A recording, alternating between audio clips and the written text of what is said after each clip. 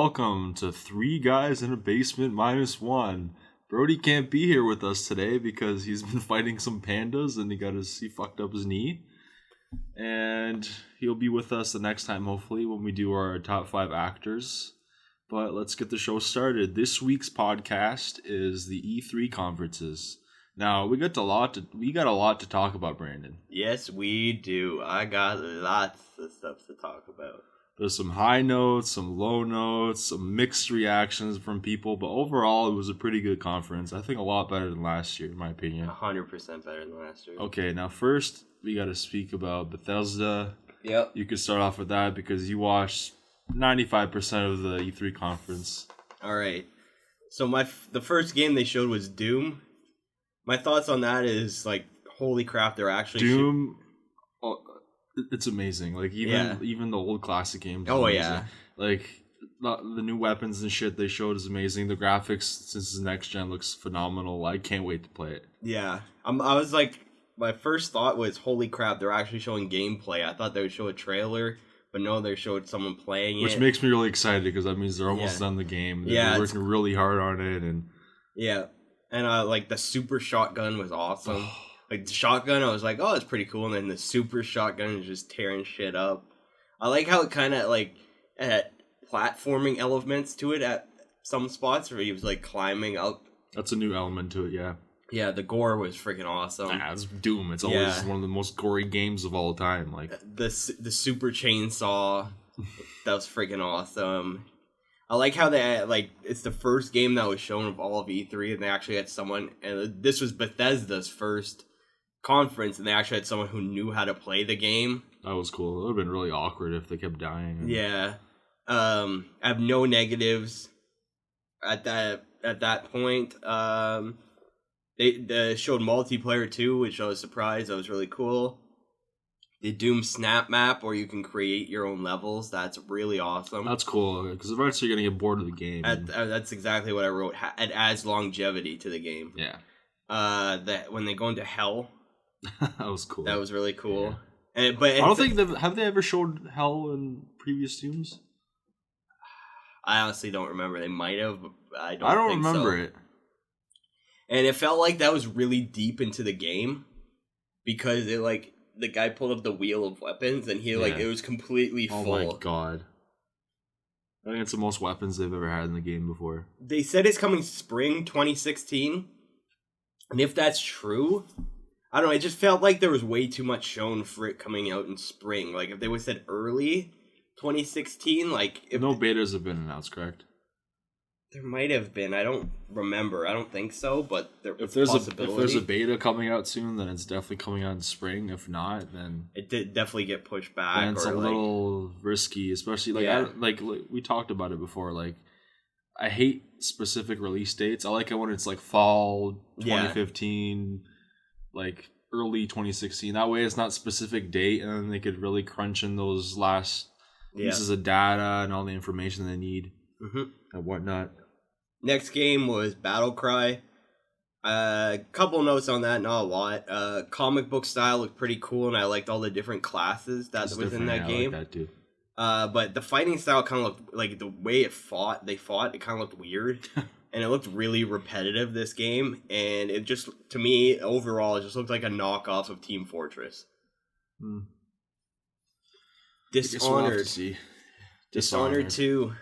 A lot of people were hype about that. I never played the first Dishonored, but I always wanted to. Now you get the chance to, because they announced Dishonored Definitive Edition. That's perfect for someone like me who hasn't played the first one, wanted to, and it's coming out in fall. And Dishonored 2, they said 2016. I don't know if they said spring or anything like that. I don't think they gave it a date. I think they just said 2016, which is like what games should realistically do. The likelihood is it's going to come out between August and November. Yeah.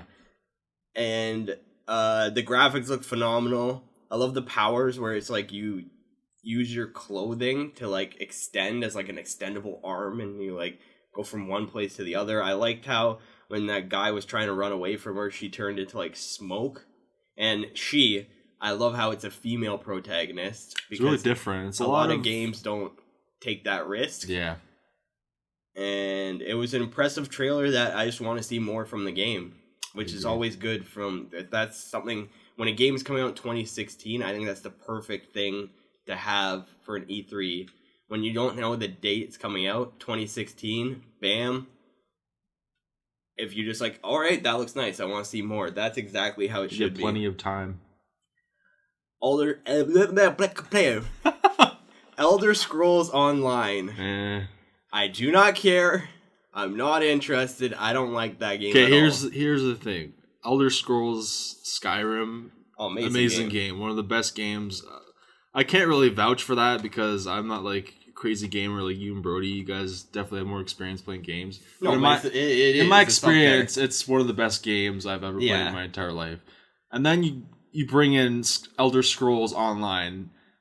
First of all, it's a downgrade on the graphics, which is really fucking shit. I don't understand why you downgrade on the and there's microtransactions, which is fucking terrible. I hate that shit. I don't know. I just lost hype for it, and I was never interested in the first place. If you spend like 10 years making a game, like at least make it as good as Skyrim. Like, it just doesn't look good to me, and I didn't hear good things from it. So a lot of people I wasn't really paying attention to the chat for E3, but when games I felt like the chat made the loading time lag a lot, so I just shut it off because people went crazy when certain games went on and just stopped loading. I'm like, okay, fuck this shit. Yeah, the only time I ever paid attention to chat was games like that where I wasn't paying, like I didn't care about, and a lot of people were saying the same thing. Like, who cares? Like, no one likes that game. Like, well, not no one. Like, it obviously there's a fan base. Otherwise, they wouldn't have released anything for it. But like, the general public does not really give a fuck. The basic concept is a great concept, and it could have worked, but to me, it just doesn't work. Elder Scrolls card game. People like those types of games. I don't. But to me, they're just completely copying Hearthstone. I don't like Hearthstone, but Hearthstone's huge, and I respect that. A lot of those games are getting popular. Like even Pokemon has like their own online card game now. It's like I don't see the appeal to that. Yeah. I'd rather be playing something in action. It's just like if a game like as big as Hearthstone had the year that they had, and then all of a sudden they're doing an Elder Scrolls card game, it's kind of like, all right, you're just completely doing what they had success with. It seems like a little fishy to me. But the big one, the cherry on top of if you would have cut it off there, it's like, they had it okay. Yeah. But no, with this made it just a great press conference. Definitely my top 5, if not top 3 games of E3, Fallout 4. Oh my god. So exciting. I'm not really familiar with the previous games. I only played 3. But seeing what the graphics and the gameplay and just the story so far, it looks amazing. Yeah, what I wrote down was the character creation, choosing the guy or girl. Between a guy and girl, that's new. That's really cool. And I love the humor in it, where it's just like the guy's getting ready and he wants to look good, and him looking good is you choosing what the character looks like, and then same thing with the woman, where she's like, okay, let me have the mirror now. That's really cool. And I like how it's like before the bomb goes off and the world ends. Now, correct me if I'm wrong, but this takes place on like different timelines. Like it starts off at a certain place and ends off at a certain place too. Yeah. So it's like more like it spans like a couple of years throughout the series. Yeah, whereas Fallout 3... So it's not really a sequel, it's like in between games. Yeah, it's more of like... It seems more of like... It's more of like in between games and more of like exactly where Fallout 3 was. Okay. But Fallout 3 was like you're in the vault. Yeah, you're already there. And then it was like, it's kind of like Fallout 4 seems like how you get to the vault, like the bomb going off and you just surviving. And they didn't show it. They didn't show it for Fallout 3 either when that game got hyped. You don't realize how long, you actually spend a long time in the vault. Like the game for Fallout 3, the first hour and a half was in the vault and I didn't realize. And I was like, oh, this is pretty fun. Surprised how long you actually spend in the vault. It's pretty cool. But I love the open world of it, the player freedom of choice. That's cool. Where you can like different dynamics, talking to people and you have 4 choices and stuff. I really love that. You mess up, you can't go back. And we were talking about before, the new trend in game you were talking about. Okay, so this, I don't know. I feel like this is like really cliche with games these days. Is like every game that's coming out, maybe in the past 2 or 3 years, there's like a companion, and they're always like really canine like or dog like. Like I honestly don't. I don't like the appeal. Like I don't understand it. Like it's so unoriginal to me now, and it's so annoying that like even in this game, like people have been waiting like forever. It's like you meet this dog, and it's like you befriend this dog, and he already likes you. He doesn't even fucking know you. And shit. that is like if you're gonna do a companion, actually have a story to it. And just like the game, like we're gonna talk about the game later on called Recore. It's like a dog like companion thing in there too. Like, and like it seems like a Last of Us, they had the companion with Ellie.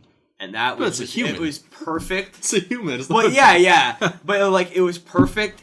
And it was so huge, and everyone has just taken off from there, and they're like, we can do that with anyone. We can do it with a boy, a man, a woman, a dog, a cat, a horse. But no, they continue to do it with a dog.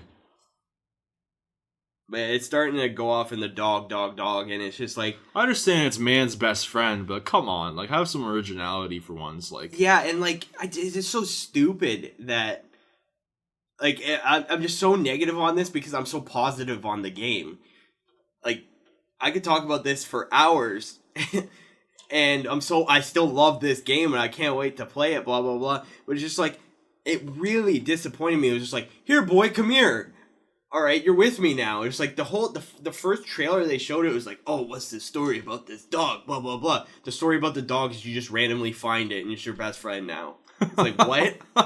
You go outside, and you see a dog under a bridge. Okay, you want me to be a friend? Okay, let's go. If you do that in real life, the dog's biting you. Get like rabies or some shit. But everything else positive. Combat looks nice. Just like it looks like the Fallout feel. The Pip-Boy, I like how it's like a hologram in That's the game. cool. I like how the special edition has like that thing you can put it on your smartphone. Yeah, I wouldn't personally buy it because it looks really expensive as shit. Yeah, like it's cool, but I'm not gonna buy it. Like I'm not gonna spend that much money. But if you really have the money, you really love the series. Yeah, it's perfect for those people. I like how on the Pip-Boy in the game you can play their Fallout's version of classic games like Donkey Kong. And, that was cool. Like little mini games that you play on the thing. The two apps that the one that is out right now, I downloaded it. Haven't tried it yet because I have my own YouTube gaming channel, youtube.com/93brights. Go check it out. A little plug there. No, for sure, man. I'll put it in the description just for you guys. My time is spent on that, and then I spent all the last few days covering E3, and so I haven't got to play it yet. But then there's also, it seems really fun little game. It has nothing to do with Fallout 4, but it's just a game that involves Fallout, like building your own shelter and like living. Like keeping a community in the shelter. And then the other app that goes along with the game and like you create stuff and then it goes into the game, that's coming out with the game, so that's cool. Talked about customization. You can customize anything. Yeah, and that's really awesome. Cool. And overall it looks fantastic. And then they dropped the mic, bam, November 10th. That's really awesome. I said going into this they were gonna announce it mid-November, but I didn't believe it. Normally games like this on it for a while though. Yeah. Normally games like this though, they get announced and it's like, all right, delayed 2016 delayed until like 2 years later. Yeah. But nope. It's coming out pretty soon. That's Bethesda. They had a really it's close between really good and great first press conference because it was their first. Like if it wasn't their first, it'd be like, yeah, it was pretty. It had no competition too. It was like the night before too. So yeah, they really did. They even were really if it was smart really with shit, it wouldn't have been that bad because it was just one specific thing. Really smart with it. But now we have Microsoft. Now this had its ups and its downs, but this is probably the best. Yeah, one of the best press conferences. It was really strong. Let's start off with what they showed first. The reveal with Halo 5 Guardians. Nathan Fillion as one of the characters. That's one of my points. He's one of my favorite actors. Yeah, I love Nathan Just Fillion. to see his face in the game and hearing his voice was really freaking cool. It's one thing that have an actor in a game, but actually, like, you see Nathan. Yeah, but he's like one of the main characters. I think he's one of the Spartans that you get to play with. It's actually his face in that. It's not just a voice. That was really cool. It's perfect. I said you can't go wrong with Halo. I like how it's like that's from like Halo 2. You can play as other Spartans too, which is pretty cool. You get like Master Chief's team and like Spartan Locke's team. It's like a war between like Spartans. It looks like. Yeah, but like there's still the central. I'm curious what happened to Master Chief because they didn't show any of them. Yeah, it's like why are they hunting the gameplay? He could be like a very end character or something. Yeah, or maybe they just want to specifically make these characters the new main characters. Maybe they want to kind of push away from Master Chief and create like these new people we fall in love with and want to play with. Because that'd be really smart. Master Chief's been in the game forever. Yeah. Like they want to have something new and something fresh. You can't have the same thing all the time. So it looks really interesting. I mean, the graphics look amazing. Yep, that was my next point. It looks really pretty. Like the gameplay it's Halo, so it's gonna look good. Let's talk about the new multiplayer. Oh, that looks sick. That looks really cool. All the vehicles. How many vehicles can you have during the thing? I think they said like 24 or 30 or something like that. Like that's crazy. That's literally the number that was going through my head. So yeah, that's probably what they said. And like I like how like all the destruction and like it seems like there's destructible environments. I like how that's a new theme of this next generation console. Yeah, it's like anything can be destroyed. Pretty much everything. You have to adapt to everything. It's not set. That's really cool. I like the. It was like it's kind of like it. I don't think it is multiplayer, but it was like a co-op mode Warzone. That was that. I think that's what the Spartans versus Master Chief versus Spartan Locke. I think that was one of the kind of like modes. Waves of enemies. Yeah, that looks really cool. It looks like fun little thing that you could play once in a while. You know, you're like pissed off with multiplayer because that happens, of course. And then you're finished the single player, and then you're just like, I still want to play this game. What do I do? You can go play Warzone. That's all I have for Halo 5. It looks incredible. Yeah, well, there's nothing much to say on it. Like we've seen enough. Yeah, it looks really good. Comes out in October, doesn't it? Yeah, that's cool. Is pretty cool. We got the new game coming out, a new IP for Microsoft called Recore. Recore. Mixed reaction. Yeah, very mixed. As you've heard our previous rant. Not a fan of the new companion, but seems like a really interesting game. I said it looks really pretty, and then I wrote I'm not a big fan of the companion thing, but I like how it's like a robot dog. That was a positive, and then literally they blow up the robot dog and it becomes a big golem thing. Yeah, big tech robot, and I was just like, oh, no more robot dog. It looks interesting. Like it, I don't know. Like it's not like I still don't know the premise. Like the dog's made of some ball of energy, and then she could take the ball of energy and put it in like a machine that's dead or something. Yeah, like it's one of those games where I'm gonna forget about it, and then when it's gonna come out, you're like, oh yeah, that game, and then you start to see more of it, and then I'm on the fence. I'm on the fence with that game. I agree. The big announcement, the big FU to Sony. Oh my god.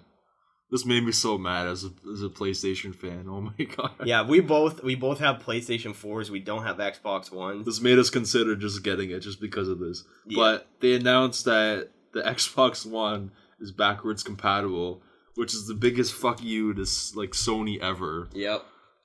Like I felt like they should have announced this last year. Cause like it probably should have been built in to the console. They should have.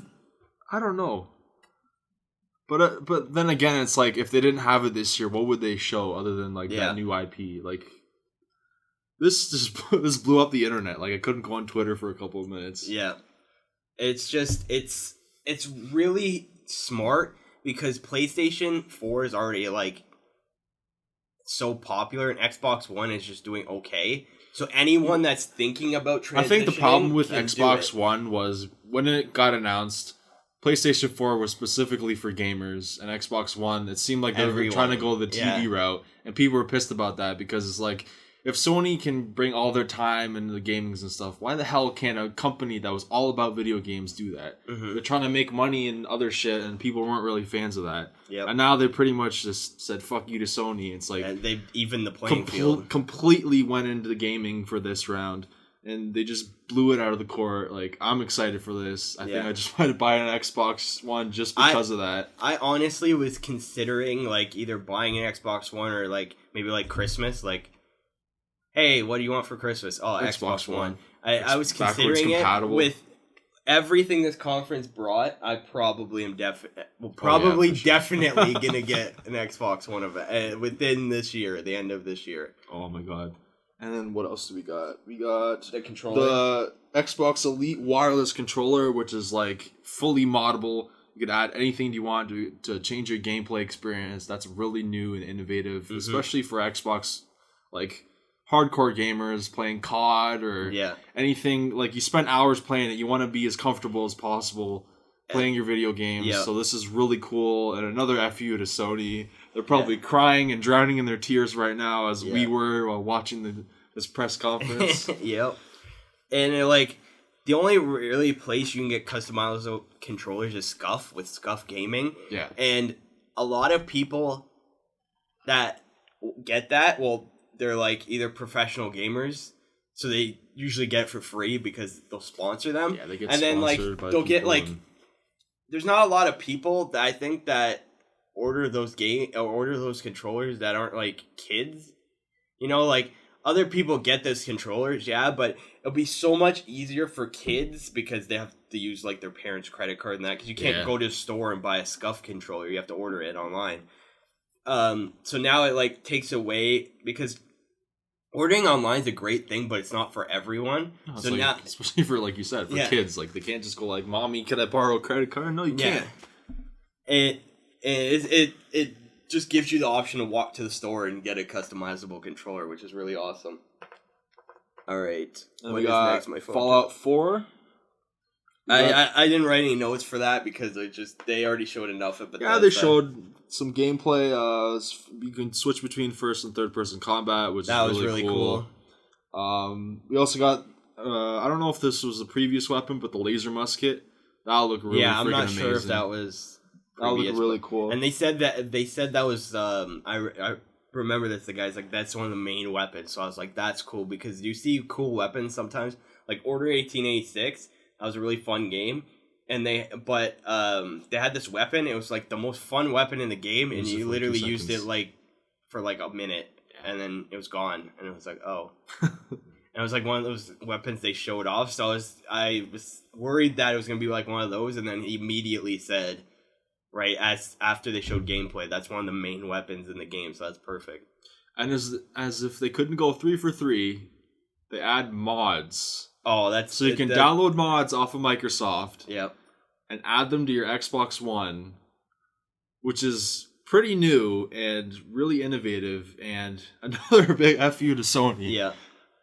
What do you think of this? I think this is really cool. I just hope it's not just for Fallout. I hope it's like they integrate it into other games. It's a really cool idea. Like, it has so much potential. That's how I feel right now. Like, mods already have trouble on PC, so I'm a little skeptical that can work, because I heard it was going to be actual game developers. Like, it wasn't going to be like freelance people. Yeah. So if it's like, say if a guy that worked for like Fallout specifically and he wanted to make his own thing, you pay like $5 to him and he has a like special mod for you. It's not going to be like it's not going to be like Tony from downtown Toronto spending 5 hours in his mom's basement making some stupid mod that glitches every 5 seconds. Yeah, okay, that's good. I really hope that they bring that to like Grand Theft Auto. Like Grand Theft Auto on the PC, I think that's what fans are going to want the most. Mods. Oh my god, the funniest mods too. Like, you could be a cow and rob banks and stuff.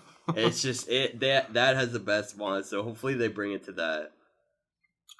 And they announced EA Access Vault for the Xbox One exclusively. Yeah. Which is basically just bringing a bunch of games, testing them out before they come out. And they announced that Titanfall has been added to their library, which is pretty big for Xbox fans. Yeah. And, that's all I have to say about EA Access. Unless you got anything to add. It's good, it's cheap. I'm pretty sure with like the older games, I'm pretty sure you get them for free. Yeah, I think I like Titanfall. I think if you have that, you get it for free. I think it was one of the. I think it was one of the free games that they announced. When I get an Xbox One, I'm definitely getting it, because I play tons of EA games. Like I play a lot of EA Sports games and EA games, so it's like it's perfect for me. Plus, you get all those free games, so it's $5. I'm pretty sure it's perfect. It's very well worth it if you play a lot of games. They announced Plants vs. Zombies 2, Garden Warfare 2. Not a big fan. But I could see the market for it. Yeah, it's a pretty popular game. I have the first one because they gave it away last E3. Yeah.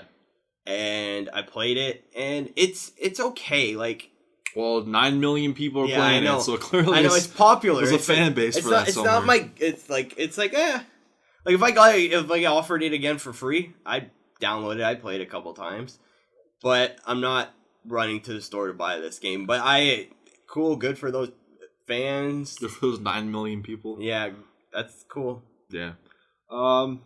We also got Forza Motorsport 6. Oh my gosh. That looks amazing. There's 3 games with graphics that, like, the graphic, I really didn't see a game in E3 where I was like, other than like Elder Scrolls Online, where I was like, looks like 480p graphics. Yeah, other than that, like, every game I've seen, the graphics were impressive. But there's 3 games I'm not going to list them all. I want to talk about them individually. One of them is Forza 6. The graphics are incredible. Forza is a great exclusive title from Xbox, because I remember when I used to work at Walmart and the Xbox One came out, there was literally people at my work that were like, I'm going to buy an Xbox One just to play Forza. Game. And I was like, really? And like, it made me realize, holy crap, that's a huge franchise. And it looks like a solid title, and I like how the trailer was short and sweet. It's coming soon. Showed the graphics, showed a little bit of drifting, a little bit of gameplay. And that's all you needed. Yeah. It's just like, wow, okay. Because they show too much, then you like start thinking about it more, and then, yeah, it's perfect. Next, we got Dark Souls 3.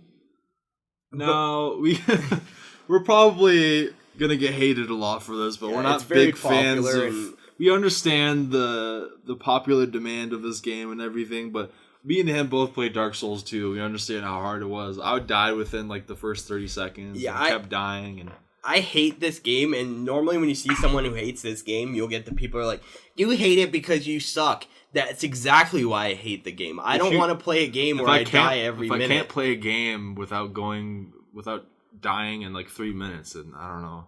Not really appealing to me. I just rage quit and never play ever again. I have 3 notes about this game. I watched before they didn't say the title. It was like at the end. Like I told you, like I don't know if you guys know this. This is an anime series called Attack on Titan. Yeah, I thought it was gonna be like an Attack on Titan game, and then I realized there was no face on the big demon thing. Yeah, the first thing I seen, I was like, oh, this looks pretty, and I was like, oh, this kind of looks weird. Oh, it's Xbox trying to copy God of War with like the big thing, like it was like God of War meets Attack on Titan, and it was like Dark Souls 3, and I was like, oh, I hate this game. I literally was like, I don't know if I like this. This looks really weird. I don't think I like this. This is the cinematic. Like, you didn't show anything. They just confirmed that they were making it. That's it. And it was like I was on the fence, completely leaning towards I don't like this trailer, and then it was Dark Souls 3. I'm like, yeah, I don't like it. That's all I gotta say about that, honestly. And then what do we got? We got the Division. I think we could just like do a little bit on this because Ubisoft showed way more. Because my points, a lot of my points to this is they showed lots last year, but they didn't show anything this year. But it's like we've already seen enough last year. Yeah, little to know they showed everything we wanted to see at their own press conference. We're already sold if we weren't sold before. Yeah, but this is probably my second favorite game of E3. I agree. It's just last year was my first. This is my second. And it was only my second because a new game wowed me. We'll get into that later. But I'm just so excited for this game. Looks beautiful. And we finally got March 8th. That's the release date. Which is a pretty decent release date. Yeah. Words coming out of my mouth about the Division. With it being March 8th, that really has me excited that they said March 8th because... I don't think it's gonna get pushed back. Yeah, I think it's a pretty solid date. If they said like spring, March, April area, June, hey, perhaps July. No, they said March 8th. I don't think it's gonna get pushed back, which is a good thing. Though when games get pushed back, it usually is a good thing anyways. It's just disappointing. What else we got? Rainbow Six. Siege, and pretty cool. It comes with Vegas 1 and 2. Only on Xbox. I said it looks extremely fun. Great graphics. And I said, this and Doom look like they're bringing a good variety to first-person shooters. I agree, because everything's looking so repetitive these days and recycled. And yeah. It's nice to see that gaming companies are starting to take in fans' reactions and fans' feedback. Yep. And they're actually starting to change some things, which is a good thing. And it looks like a really beautiful game. Oh yeah, really pretty. We'll get into more about with the Ubisoft. We got Gigantic, which is an indie game. Not a fan. I don't know. Some indie games just confuse me. Yeah, they showed 4 indie games, and the first 2 I was like, I honestly I only like the one. Yeah, I think I like 2 of them. The first 2 I was like, eh. The third one where it was Nazi, I don't know, it was something weird. It was like Tocoma, I think. Was that Tocoma? No, Tocoma was after they showed the 4 in a row. Okay, yeah. No, that's a different game. Yeah, it was some weird Nazi game. It looked like it had potential. It looked like it could have been funny. But Cuphead, oh my god, that indie game wowed me. 1930s animation, all hand drawn, which is insane. The soundtrack to it sounds like it was really compressed. It was back in the 30s. It looked like you were playing an episode of Popeye. It looked like Popeye mixed with Felix the Cat and really, really old Disney. Yep. It was really, really, really good. I'm honestly considering buying an Xbox One just to play Cuphead. That's how good it looks. Yeah, it looks fantastic. Fantastic game. And a game I previously said by accident, Tacoma. Yeah. This is a little disappointing. All it was just walking around, going through doors and shit. Nothing really. You can't really tell anything. There's Ashen, which looks really fucking cool. Yeah. All you got to see was pretty much what the game looks like. It looks really artistic. It looks like an old Japanese anime. It looks really cool. Not much to say on it, just that. Yeah, they didn't really show much, which is okay. We got Beyond Eyes, which looks like an artistic game, but realistically, I wouldn't buy it. Is that the one where it's a blind little girl and she's going through the world? Yeah. Not a fan. I'm thinking something else. I'm sure there's a fan base for that, but I don't know. It's a little strange concept. But is it Microsoft or Sony where they had the one where he's you are a painter and you I'm pretty sure that was Sony. Yeah. Okay, we'll get into that later. I have thoughts about that. And yeah, we already talked about Cuphead. Let's talk about DayZ. DayZ. This zombie trend is so stupid. But I don't like it personally. It's not my thing. But if you like it, that's fine. Go ahead, play it. I'm not even gonna go into this. Not a fan at all. Yeah. Zombies are cool and all, but I just make a Walking Dead game or something. Yeah. If you're gonna do zombie, make a Walking Dead game. Completely unrelated to E3, but it got announced. Walking Dead Season 3, Michonne, coming out this fall. That's really cool. I don't know if you knew about this. It just got announced. Is that? Walking Dead Season 3. Oh, for Telltale? Yeah. Oh, I seen the Michonne. I thought it was just it's they did official. A mobile game too with it. It's official. I just seen the mobile game, so I thought it was just a mobile game. But that's amazing. Yeah. Oh my god, that is amazing. I'm happy about that. Holy crap. And breaking the news for me, Mickey. Thank you. You're welcome. And continue on with the news. We got the new Rise of Tomb Raider gameplay. Definitely top 3 to 5 games of E3. It looks really cool. The fact that PlayStation, they said they don't have a release date for it. It's Xbox exclusive for now. It makes me want to buy an Xbox because just to play it before. This game, I seen some Sony people Rise of Tomb Raider looks stupid because it's coming on the same day as Fallout 4, and I'm like, what? That doesn't make any sense at all. It's why 2 great games are coming on the same day? Why does that make a difference? I don't understand that. For me, I don't understand people that do that. If they one thing better than the other, it's oh. It's like Star Trek and Star Wars fans. Yeah, it's like... Say if like a new Star Trek movie came out with the new Star Wars movie, there's always going to be one over something. Yeah, it's like, why not what if you like both of them? Yeah, why can't you love both of them? Like, I love the new Star Trek and new Star Wars that's going to be coming out. I was a big Trekkie fan before I was a Star Wars fan, so there you go. Yeah, and you like Star Wars more, don't you? Now I like it more. Okay, but let's actually get into the game. Sorry. This was my second game with Forza and another game with some of the best graphics I've ever seen.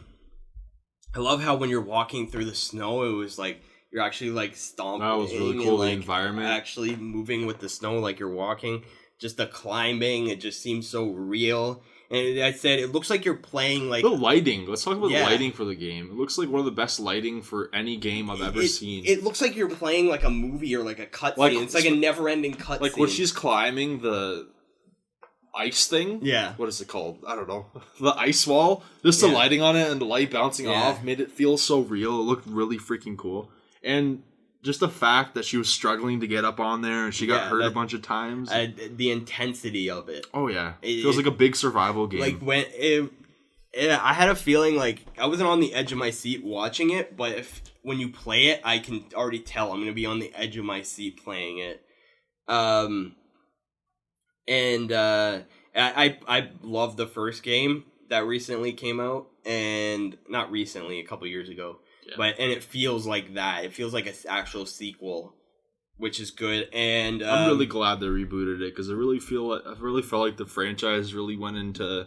Yeah, they had a lot of propaganda and all of BS because of the way they made her look, and I feel like they're making her look like a really strong female leading character in these new games, and really bringing back the essence of what the character really is. Yep. And I don't see why a movie studio wouldn't see that and be like, "Hey, Emilia Clarke, why don't you come be..." Oh, she would be perfect the new Lara Croft Tomb Raider. And the cinematography for the game looks amazing. The gameplay looks amazing. I think, guys, if you haven't heard about it, you guys should just definitely check it out. It looks amazing. Like this, I have other games on here too. Well, one other game on here too, but Halo 5 and this were games where I would buy an Xbox One just to play those. I know Rise of the Tomb Raider eventually comes out for PlayStation, but it's not a game I want to wait for. Like, Sony fanboys are like, we'll get it eventually. Well, I don't want to wait. It doesn't feel the same, because then you'll see all the gameplay on YouTube and make you jealous. I don't want to wait for this game. Like, it comes out in November. Likelihood is I'm not going to get an Xbox till Christmas. It'll be a Christmas type thing for me. That's okay. But I can wait a month for this game. Yeah. I can't wait years for this game, or even I think it's gonna be minimum a year till PlayStation gets this game, and I can't wait a year. Like, that's too much for me. I completely agree. And next we got the Rare Replay reveal.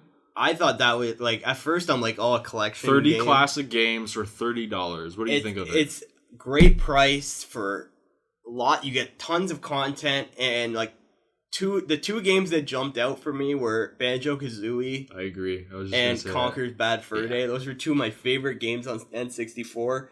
And I'd seen those, and I would buy, I think spending $30 for Banjo-Kazooie and Conker's Bad Fur Day alone are amazing. And then it's just like, oh, I can play these other games if I feel like it type thing. Yeah. Great Discover a deal. new game you never discovered before, too. Yep.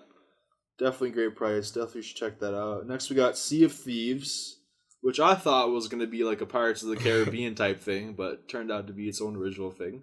It looks nice, and it's like the first real pirate game. Like, Assassin's Creed 4 had pirates, but it was still Assassin's Creed, you know? Yeah. This is the first real pirate game I think I've ever seen. Like, there's been pirate games, but this actually felt like a pirate game. It looks interesting, really original.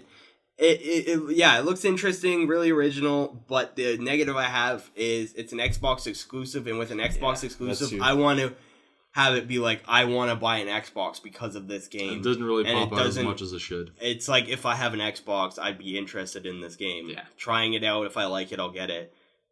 But it's not a must-buy for me. Next, we got Fable Legends. This was like a meh. Yeah. I expected more. It seems like a pretty general game. Yeah. Not really much to say on it. I'm sorry if I'm butchering this if you love this, but it's not my kind of thing. So we're just going to move on to the next thing. Microsoft HoloLens. Now, this was really freaking cool. Even though it was just showing Minecraft on the table, just the possibilities you can think of are endless. Like, what do you think about this? I am very interested in it. I don't like what they did with the presentation. Like, it looked cool, but it's just like, I think they should have shown, like, Minecraft is smart, Minecraft's huge, blah, blah, blah. I think they should have showed multiple things. I think they showed that because it's just the vast popularity of the game. And it's like, compared to, like, say if they had, like, Tomb Raider, like, on there, like, made it 3D, God. It'd be hard to render. I think they did Minecraft because it was easier to render on that table, and it was kind of simplistic, and it looked cool.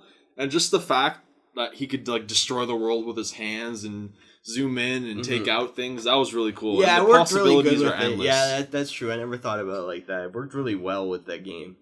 But yeah, it's definitely very intriguing, and can't wait to see what they have. That's another FU to Sony too. Like, it's going to be an Xbox One exclusive, so just the possibilities for the next couple of years are endless. Yep.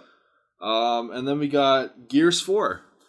Yeah. Well, first they showed Gears Ultimate Edition, which is pretty cool. Which is you really said cool. You wanted to because the Gears series, the first 3 games are some of my favorite. Because I used to be a 360 guy. I was 360 over PS3 until like the last 2 years of the consoles. I switched over to PS3 because the exclusive games just got better for me on PlayStation 3. I agree. Yeah. And right now I'm a PS4, but I think, honestly, I don't think I'm going to be either or. Like, I don't think I'm going to be one or the other. I think I'm going to be... They're starting to pull even with me. Especially after these announcements. Yeah, and so definitely playing Gears of War, the first one again, just bring back the nostalgia. And it's like fresh in your mind once you're playing the game again. So it's like it's been a couple years since the first couple games came out. Oh yeah, it's been a long time since the first one came out. And yeah, we can get into Gears of War now because that's all I really thought about that one. But yeah, the graphics, oh my god, looked fantastic.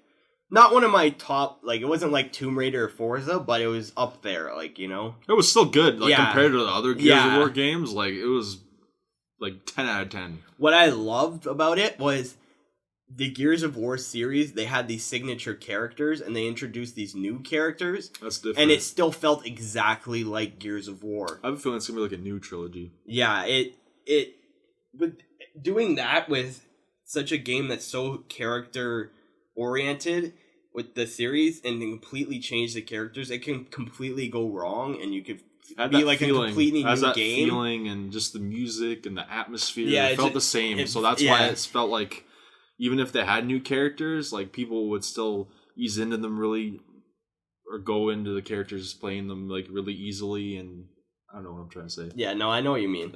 I'm so excited for this game. I love how because when they have big games like that, which are rumored, but you don't know, it's like, I hope they show this. That was one of the rumors for the thing. They didn't even know if they were going to be actually showing the game this year. Like, they could have easily just been like, Gears of War Ultimate Edition. Okay, that's cool. But the fact that they actually showed gameplay is huge. Yeah. Because they could have easily just shown, like, a scene of them walking around, blah, blah, blah. You don't know what it is because there's new characters. Gears of War 3. The crowd goes crazy. But no, they actually showed gameplay.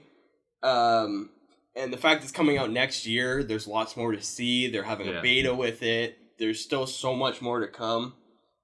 And this is the third game that I've seen where I was like, I would buy an Xbox One for this game. For sure. 100%.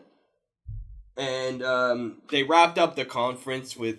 Well, I don't like when people do that. They wrap up the conference with like a highlight pack of games.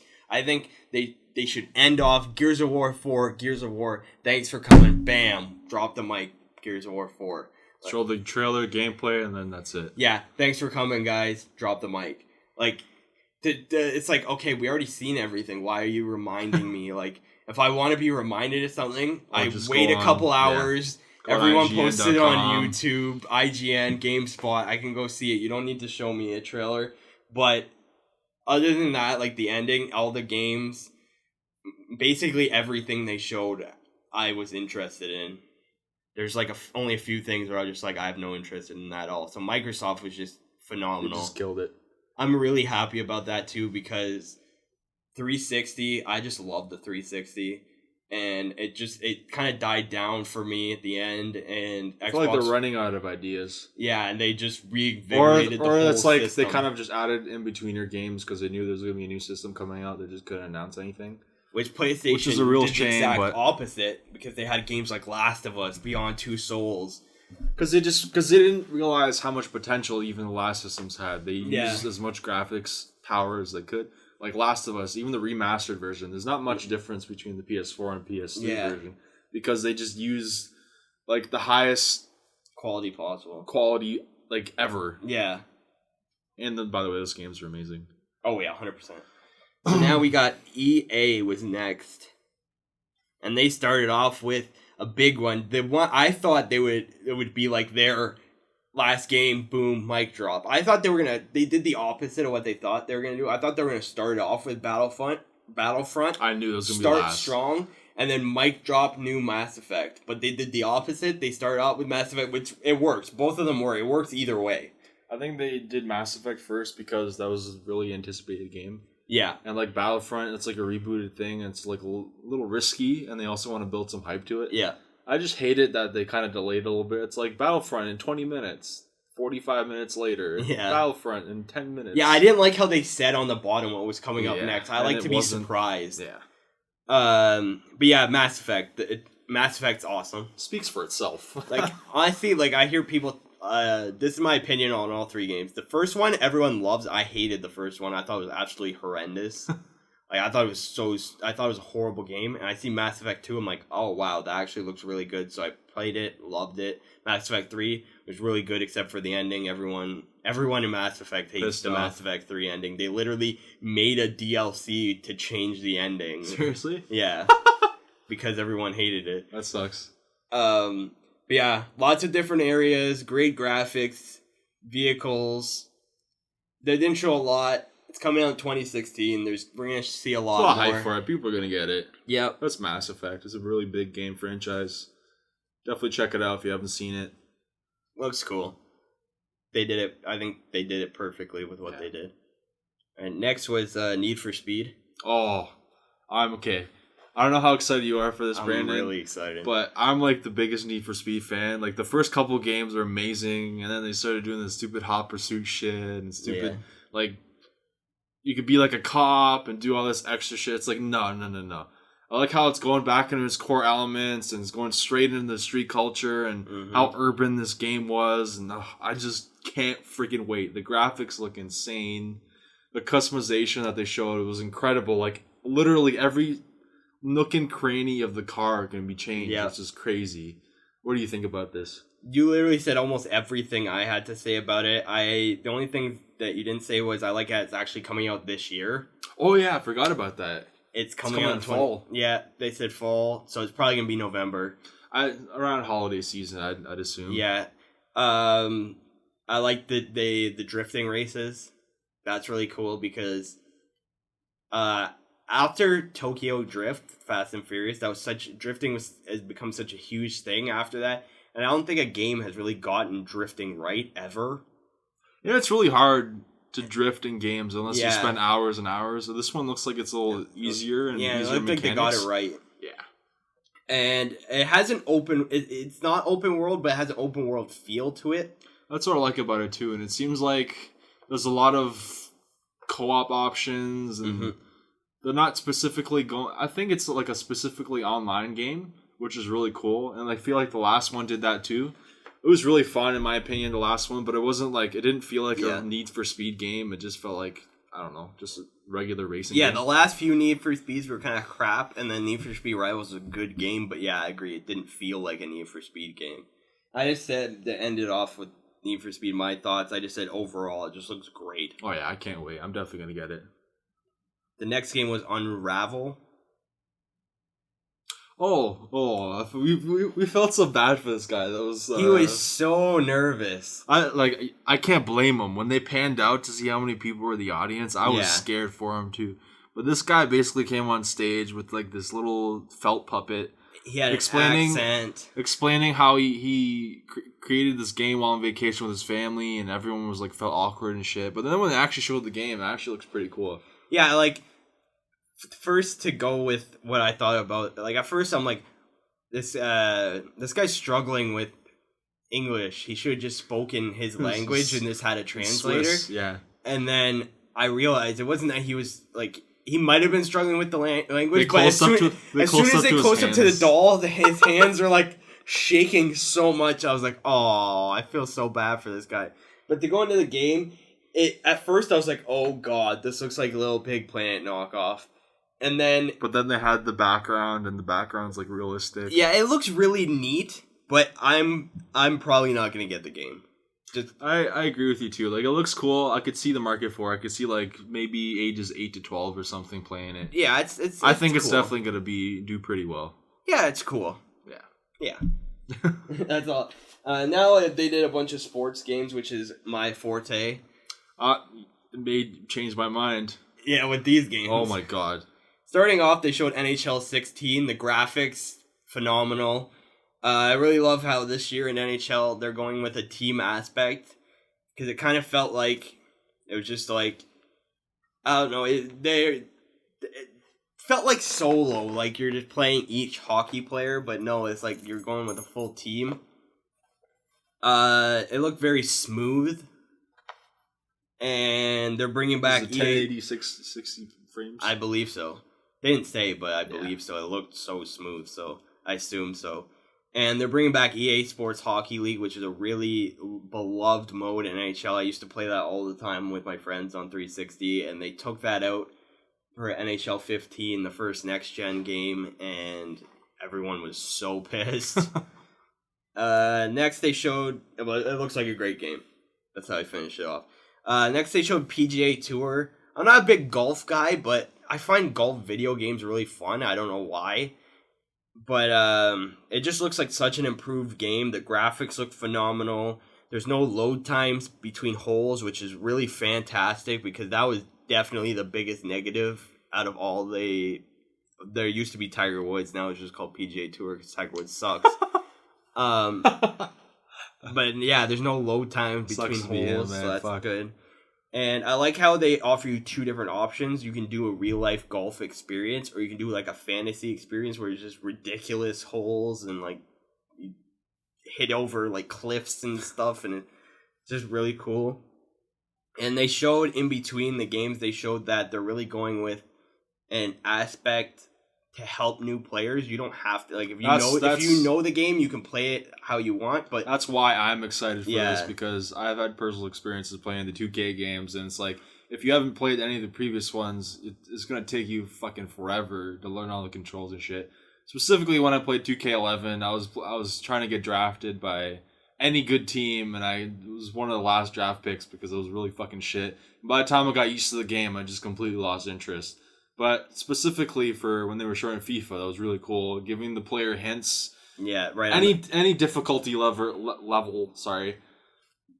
And it was pretty cool. Yeah. And really new to the gaming experience. Yeah, like as someone who's played like all the EA Sports and the 2K and that, EA Sports, they've always made an effort to help people who haven't played the games before, but they've always got it wrong. And this looks like they finally got it right. Like you said, 2K has nothing to do with EA, but to say they are horrible. They're horrible with that. They honestly, they didn't show anything with NBA 2K16 at this E3, and I'm gonna get an NBA Live now. They are in trouble because NBA 2K15, it was a good game, but there's so many problems with it, and it seems like from the people that run the game, like they don't care. Like it's just like they just want to make money. Just a repeat. They just change the character renders and that's it. NBA Live, the graphics look amazing.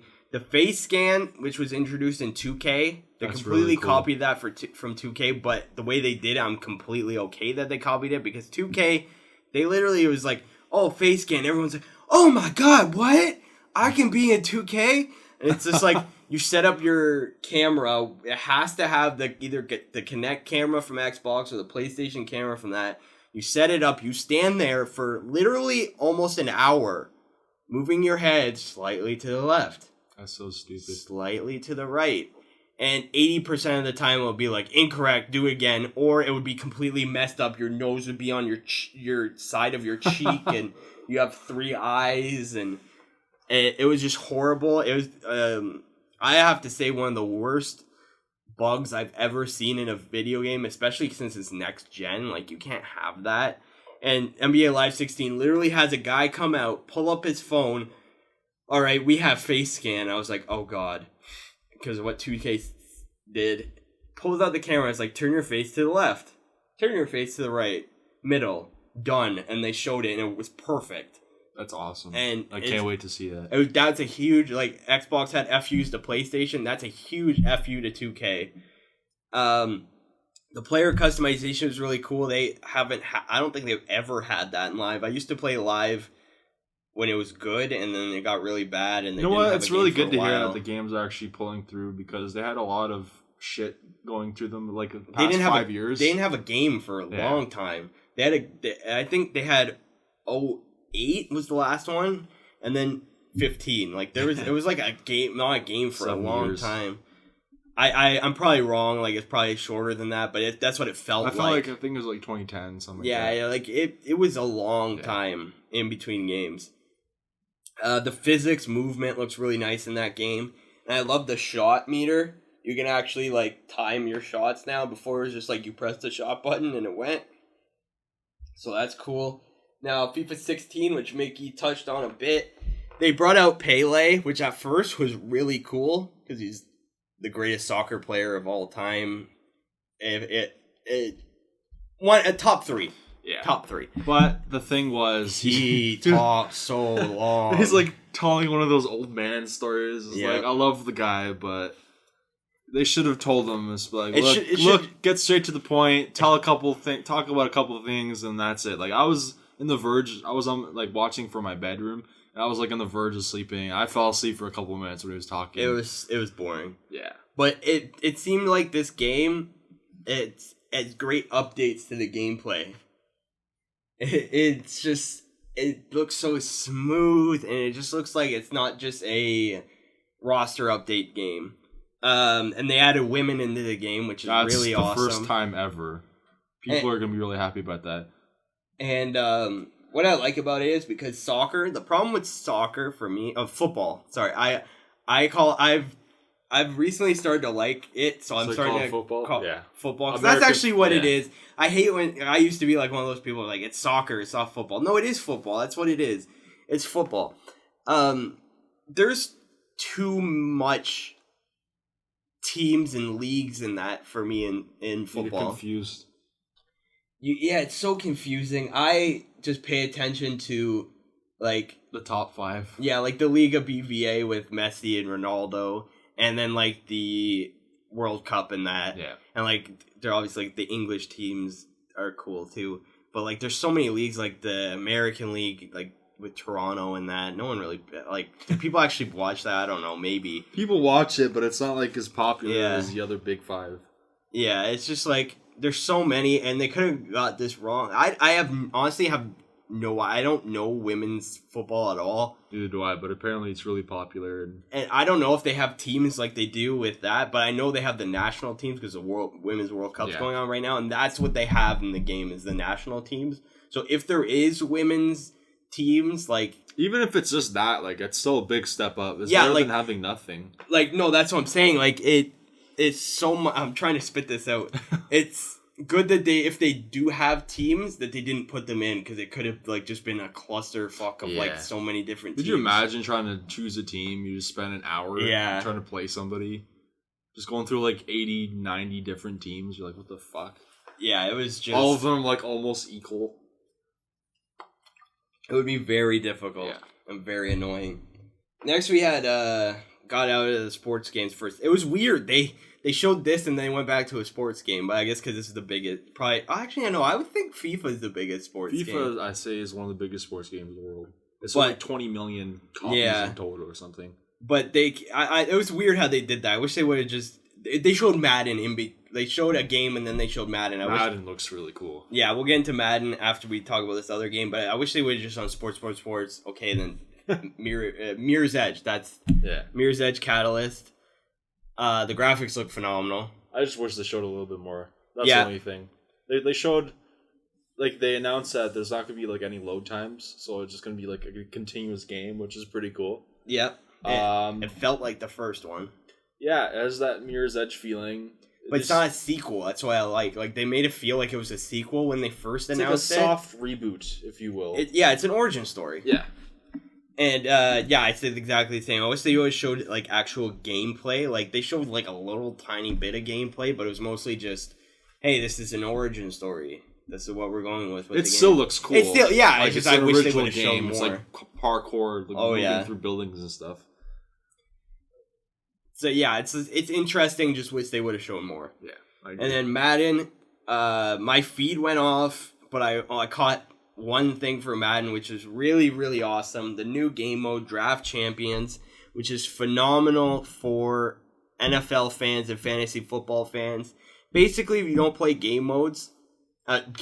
you don't play sports games, there is this game mode called Ultimate Team in every video game, sports game now. It's basically like collecting trading cards. But you got to spend a lot of money and buy packs. If you want to be successful in this, you have to microtransaction, which I do stupidly. I spend a lot of money on it, but I have fun with it, so that's what matters. But this could completely kill Ultimate Team because it's free. You don't have to put any money into this.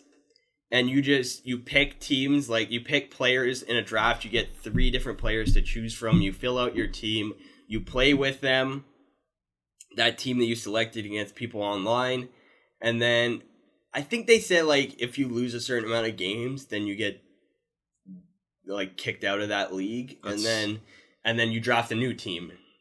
And I don't know exactly how it sucks works, for people that like keeping their teams, but it's also like a fun experience, I guess. Yeah, it's a positive and negative because but that's the good thing about it is the negative. If people want to keep their teams, then they go do Ultimate Team and they do the microtransactions and they put as much money as they want into it. And like for me, I personally am probably just gonna I'll play Ultimate Team, but I'm not gonna spend money into it. There's no point anymore because now it's like you get to choose a new player all the time. Yeah, exactly. It looks awesome from what I've seen, but I didn't get to see much because my feed went off. But then I turned back my feed and they were talking about it. They were talking about it. I didn't miss any gameplay of it, and I'm hype. But I think Mickey is. I'm shaking. A little bit more hype than I am. I'm shaking. Star Wars Battlefront. Okay. This is like talking to a guy that's been waiting since 2004, since the second game came out, which is one of my favorite games of all time. When I don't know if you know this, but I think I showed you a couple of concepts of how there was gonna be a third game, that had gameplay footage, and then when what the fuck was the game company called? They got bought out by... Yeah, they when LucasArts got bought... No, they went bankrupt or some shit, but amazing gameplay. They had a mode where Obi-Wan turned to the dark side, and there was different character decisions. It was why the fuck did you cancel that game? It would have sold 1 billion copies because of fucking Star Wars. And then when LucasArts got bought, I was a little pissed off because they knew everything, Star Wars 13 for 13, which you recently saw the gameplay footage for. They got to cancel, which I cried about for a little bit. But then when they announced that DICE has a 10-year license with Star Wars, I was really happy because of the Battlefield games and how good they were. Mm-hmm. And then they finally showed us some footage, my friend. Oh my gosh. This game is my most anticipated game for this year. Yeah. This looks freaking amazing. Starting off in some hangar bay, and then you go outside and showing you the different perspectives from the Rebel Alliance and the Empire. Oh, there's not enough to say about this game that I could put into words, but it looks amazing. You get to play as the heroes. You could play as Boba Fett, Darth Vader, Luke Skywalker, just to name a few. Mm-hmm. They showed a couple of maps. They showed Hoth.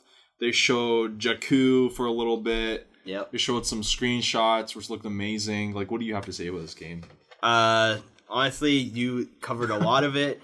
I could talk about Star Yeah, I Wars know. for like 24 hours straight. I when it started off, like you said, coming down the hangar bay and that, I was like, and they're shooting, blah blah blah. He was getting the score and that. I'm like, this is really cool because it feels like it looks like a Call of Duty Battlefield type game, but it feels like Star Wars and it's staying true to Star Wars.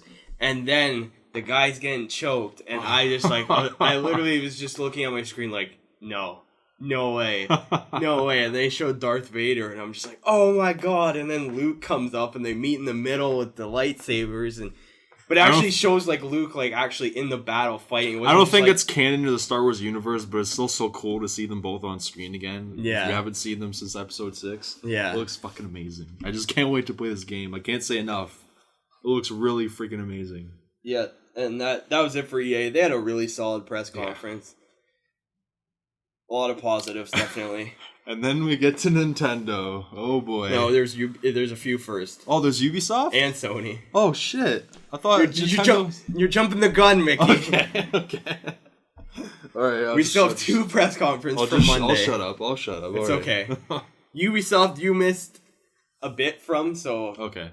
I can fill in whatever you missed. Yeah. The new South Park game, I loved the Stick of Truth. That first game was amazing, and when they made it, they came out and said, we're not making any more video games, this is it, we want to make biggest fuck up ever. Make a great video game and end. And after they literally were on stage and they said, after we made this game, we're like, fuck, this game was amazing. We really had fun making this game. We know how to make games now. And I can't wait for this game. Stick of Truth is actually probably one of my top 15 favorite games ever. And the humor is just so awesome. Like, they start off showing Cartman saying to the people, they make fun of themselves. They're like, why are we doing this again? And it's like, well, the first one was okay. We need to get a 9.5 on GameSpot. Like, that's hilarious in a video game that they say that. I don't know if it's actually going to be in the video game. If it is, that's freaking amazing. If not, it's a hilarious little Easter egg in E3. And then, like, they're all dressed up from their stuff from Stick of Truth. Stick of Truth is very, like, fantasy-oriented. And then they're about to fight Butters, and Butters is like, I'm going to take you out, Coon and friends. And he's like, Coon and friends? Oh, we're in the wrong setting. And they dress up and we're like, we're doing superheroes now. And they're showing that it's a superhero RPG now instead of a fantasy RPG. And it just, I like they're going a different direction. And it looks really awesome. Now the next game, which my phone, okay, here we go. For Honor, which I showed you the trailer. You didn't get to see. Oh, that looks freaking sweet. It looks awesome. It's like, it combines 3 different eras within the same time period. It's like 3 different factions. Like, you get the... I don't know, they didn't really explain it, but there's 3 different factions fighting. There's Vikings, there's Knights, and then there's Samurais. I don't know if you get to choose one, or there's, like, different story modes or whatever, but from what I've seen, like, gameplay-wise, or whatever the fuck it was, cinematic, it looks amazing. I couldn't find it, but they showed some gameplay, and it just looks like a giant Lord of the Rings battle, like I could see, like Return of the King, yeah, type battle, and it looks really epic, and it has, I think it has, like what I wrote, it has huge potential. Oh yeah. Next they showed a little thing from Trials Fusion, which is a really popular, like, I want to say it's a motorcycle racing game, but I don't know enough about it, but I've seen stuff on it, and they announced the Awesome Mix.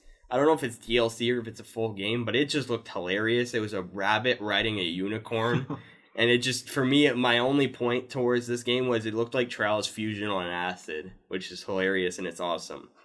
Now we can get into the Division, because this is where they actually showed it. They showed the Dark Zone. Which looks... There's not enough to say about that game. That game looks freaking amazing. I love post-apocalyptic settings. Yeah. It just... I like how they were going... I wish I could play it right now. It showed the 3 people. They're communicating. They're going for loot. And then they're like people ambush them. But then they're like, all right, they're not ambushing us. They're helping us. They defeat the people. They get to the spot and they're like, hey, they got loot. Should we kill them? You know what? Let's kill them. So they kill him, and then it's like, oh, I'm down. Can you come heal me? And he's like, the third guy that's with them is like, oh my god, this is my perfect opportunity. And he kills both of them and takes all of the loot. And it's just like, the choices you have, it's so awesome. And they finally, like I said, they finally got a release date, March 8th. Already talked about that. I'm just happy. I'm really excited. It's coming out finally. And then they really got into Rainbow Six Siege. The graphics look phenomenal. I like that it's not like Call of Duty has a game mode where you have one life. Yeah. But you can also have a game mode where you die, respawn. This, every game mode is one life. That's it. Oh, that's awesome. Yeah, so you really have to... Pay attention. Yeah, it's... Some people would think like, oh no, it's going to cause like camping. But no, it doesn't. Like, I've seen people play the alpha and stuff. Just gotta watch out more. You just gotta be more creative with your kills and where you're hanging out and just watching all around you 24/7. And for a game that's mainly multiplayer, like, I don't think there is a story. Like, I think the story is driven into the multiplayer. Yeah. The fact that they got Angela Bassett and actually have her as the main character, like... That's really cool. Six, they call her Rainbow Six, blah, blah, blah. That's really cool. I honestly don't remember this, but I put Tarot Hunt looks really fun. I don't remember what that is. But it's probably like a mini game or something. I think it was like a mini game. Not a mini game, an indie or something. No, you know what it was? It was a co-op mode. It was okay. Yeah, now I remember. It was the... Did you see it? No, I didn't. Okay. Yeah, it was like this co-op mode is really cool, and like you fight the computers. So there is modes where it's offline. So yeah, okay, now I remember that. And the beta is coming out soon. I think they said early August. So it's only like... A couple months away. Yeah, a month and a half, really, because it's halfway through June. And it's for everyone. It's on every platform. PC, PS4, Xbox One, Xbox 360, PS3. And it's free. You don't have to pre-order the game. That's awesome. That's perfect. Can't wait. If I'm 95% sure you don't have to pre-order the game. I don't think so. I really don't think so. But if you do, I apologize. I think it's just for feedback. Yeah. They showed Syndicate. They really didn't show it though. They showed more of like. They don't have to. Like, they showed cinematography. Yeah, like I'm a fan. Yeah, I love Assassin's Creed. You love Assassin's Creed is really. Well, it's one of my favorite franchises. 100%. But they had their ups and downs as of late. Like, and like either people love it or they hate it. Yeah. First game's good. Second game's good. Second game was my favorite. Third game, I love Brotherhood. A lot of people hated it. It was okay. Revelations, I hated it. Yeah, I couldn't even get through the whole game. I thought it was really shit. Assassin's Creed, was it 4? I thought it was 3. I thought you said 3. 3, the one that was okay. Yeah, it wasn't bad. And then it was 4. 4, everyone seemed to love that game. I didn't like it. I liked aspects of it. Yeah. I like the piracy thing and going through different adventures and stuff, but I'd give it like a 50-50. Like, it wasn't an amazing game. Unity I played. It was a good game. I loved Unity. I don't understand. I honestly have no idea why people hate it. There's bugs, which it's not like I'm not saying I loved it. It was the best game ever. No, it had flaws completely, but I loved it. I absolutely loved it. And then the new game looks amazing. Yeah, it looks like that new grappling hook, but it still looks like amazing Assassin's way Creed. to travel. Oh yeah, grappling hook I have on here. I love the time period it's set in. The carriage, Victorian London. Yeah, you can ride carriages now. That's I love how it's two awesome. assassins this time. You can play as the sister, she's very stealthy, and you can play as the brother. He's like, I had no idea until they said that. I don't know if they said it before, but they never said it before. I think this is like exclusive. That's E3. amazing. Yeah. If the fighting animations they showed were actual, like, they weren't, it wasn't gameplay, it was just like, it was just a cinematic. I hope the fighght animations look like that in the game, because in the cinematic they looked phenomenal. And I like we were talking about earlier, I wrote down, I think it's pretty funny, I wrote down, I like how you have like an entourage. Yeah, that's true actually. You got like not just assassins, but you got like townspeople around you. And like every time you go to like, you know how there's like rescue missions in Assassin's Creed? Yeah. Like you get to recruit them, which is pretty freaking cool. Which you could build your own army to take over the city eventually, which is really cool. Like that one thing where he hanged that guy and then they started to come after him, Yeah. and there's like he's like, "Nah, I got these people," and they all just walk up. These are my homies, and they Yeah. like show up behind him with like bats and all these crowbars and shit. And up to this point, Ubisoft is having a solid press conference, and then they drop the mic. They did exactly what I love. Like I said before, big game that no one's expecting, or it is rumored, but people are like, it's probably not. I didn't hear anyone rumor this game, so I don't know. Is it I the might new be wrong. No, Tom Clancy's Ghost Recon. Oh, that looks amazing. The whole time, I was just like, oh my god, what is this game? What is this? And then at the end, Tom Clancy's Ghost Recon, I was like, what? But yeah, the graphics look amazing. The vehicle fights look amazing. I love that you're against the Mexican cartel. That it just has so many options to that. Fucking cocaine. It's always about cocaine. It revolves around cocaine. Cocaina. Cocaina. The multiple options, a way you can take them down stealthily, you can take them down guns blazing, or you can, I don't know what there was another option, I don't remember exactly what it was, but there's like, it wasn't just stealth, guns blazing, it was stealth, guns blazing, something else. Probably from like afar or something. And it's like, in fact, that's an open world. Yeah. That's freaking amazing. Yeah. I feel like every game's doing that now. Yeah. They need to. I really feel like open world's the way to go. Like, there's some games where it works when you have linear. Like, I know a lot of people don't like linear games. Like, there'll be, like, amazing games. They'll be like, but it's like Last of Us. Like, people that hate... There's not a lot of people that hate on The Last of Us, but when they do, they say, it's linear. It's like, I like linear games, but... When they have a purpose. Yeah, there's too much back in, like, 360 PS3 era of linear games that didn't work. Yeah. Open world games, it's hard to get wrong because... I agree. The player chooses what they feel like. That way there's like many quests and stuff you can do on the side. You pretty much never get bored. Even if you're bored, you just go exploring. Yeah, and like everything you do has an aspect on how you move forward because you pull it off, you get points, you buy guns, you buy skills.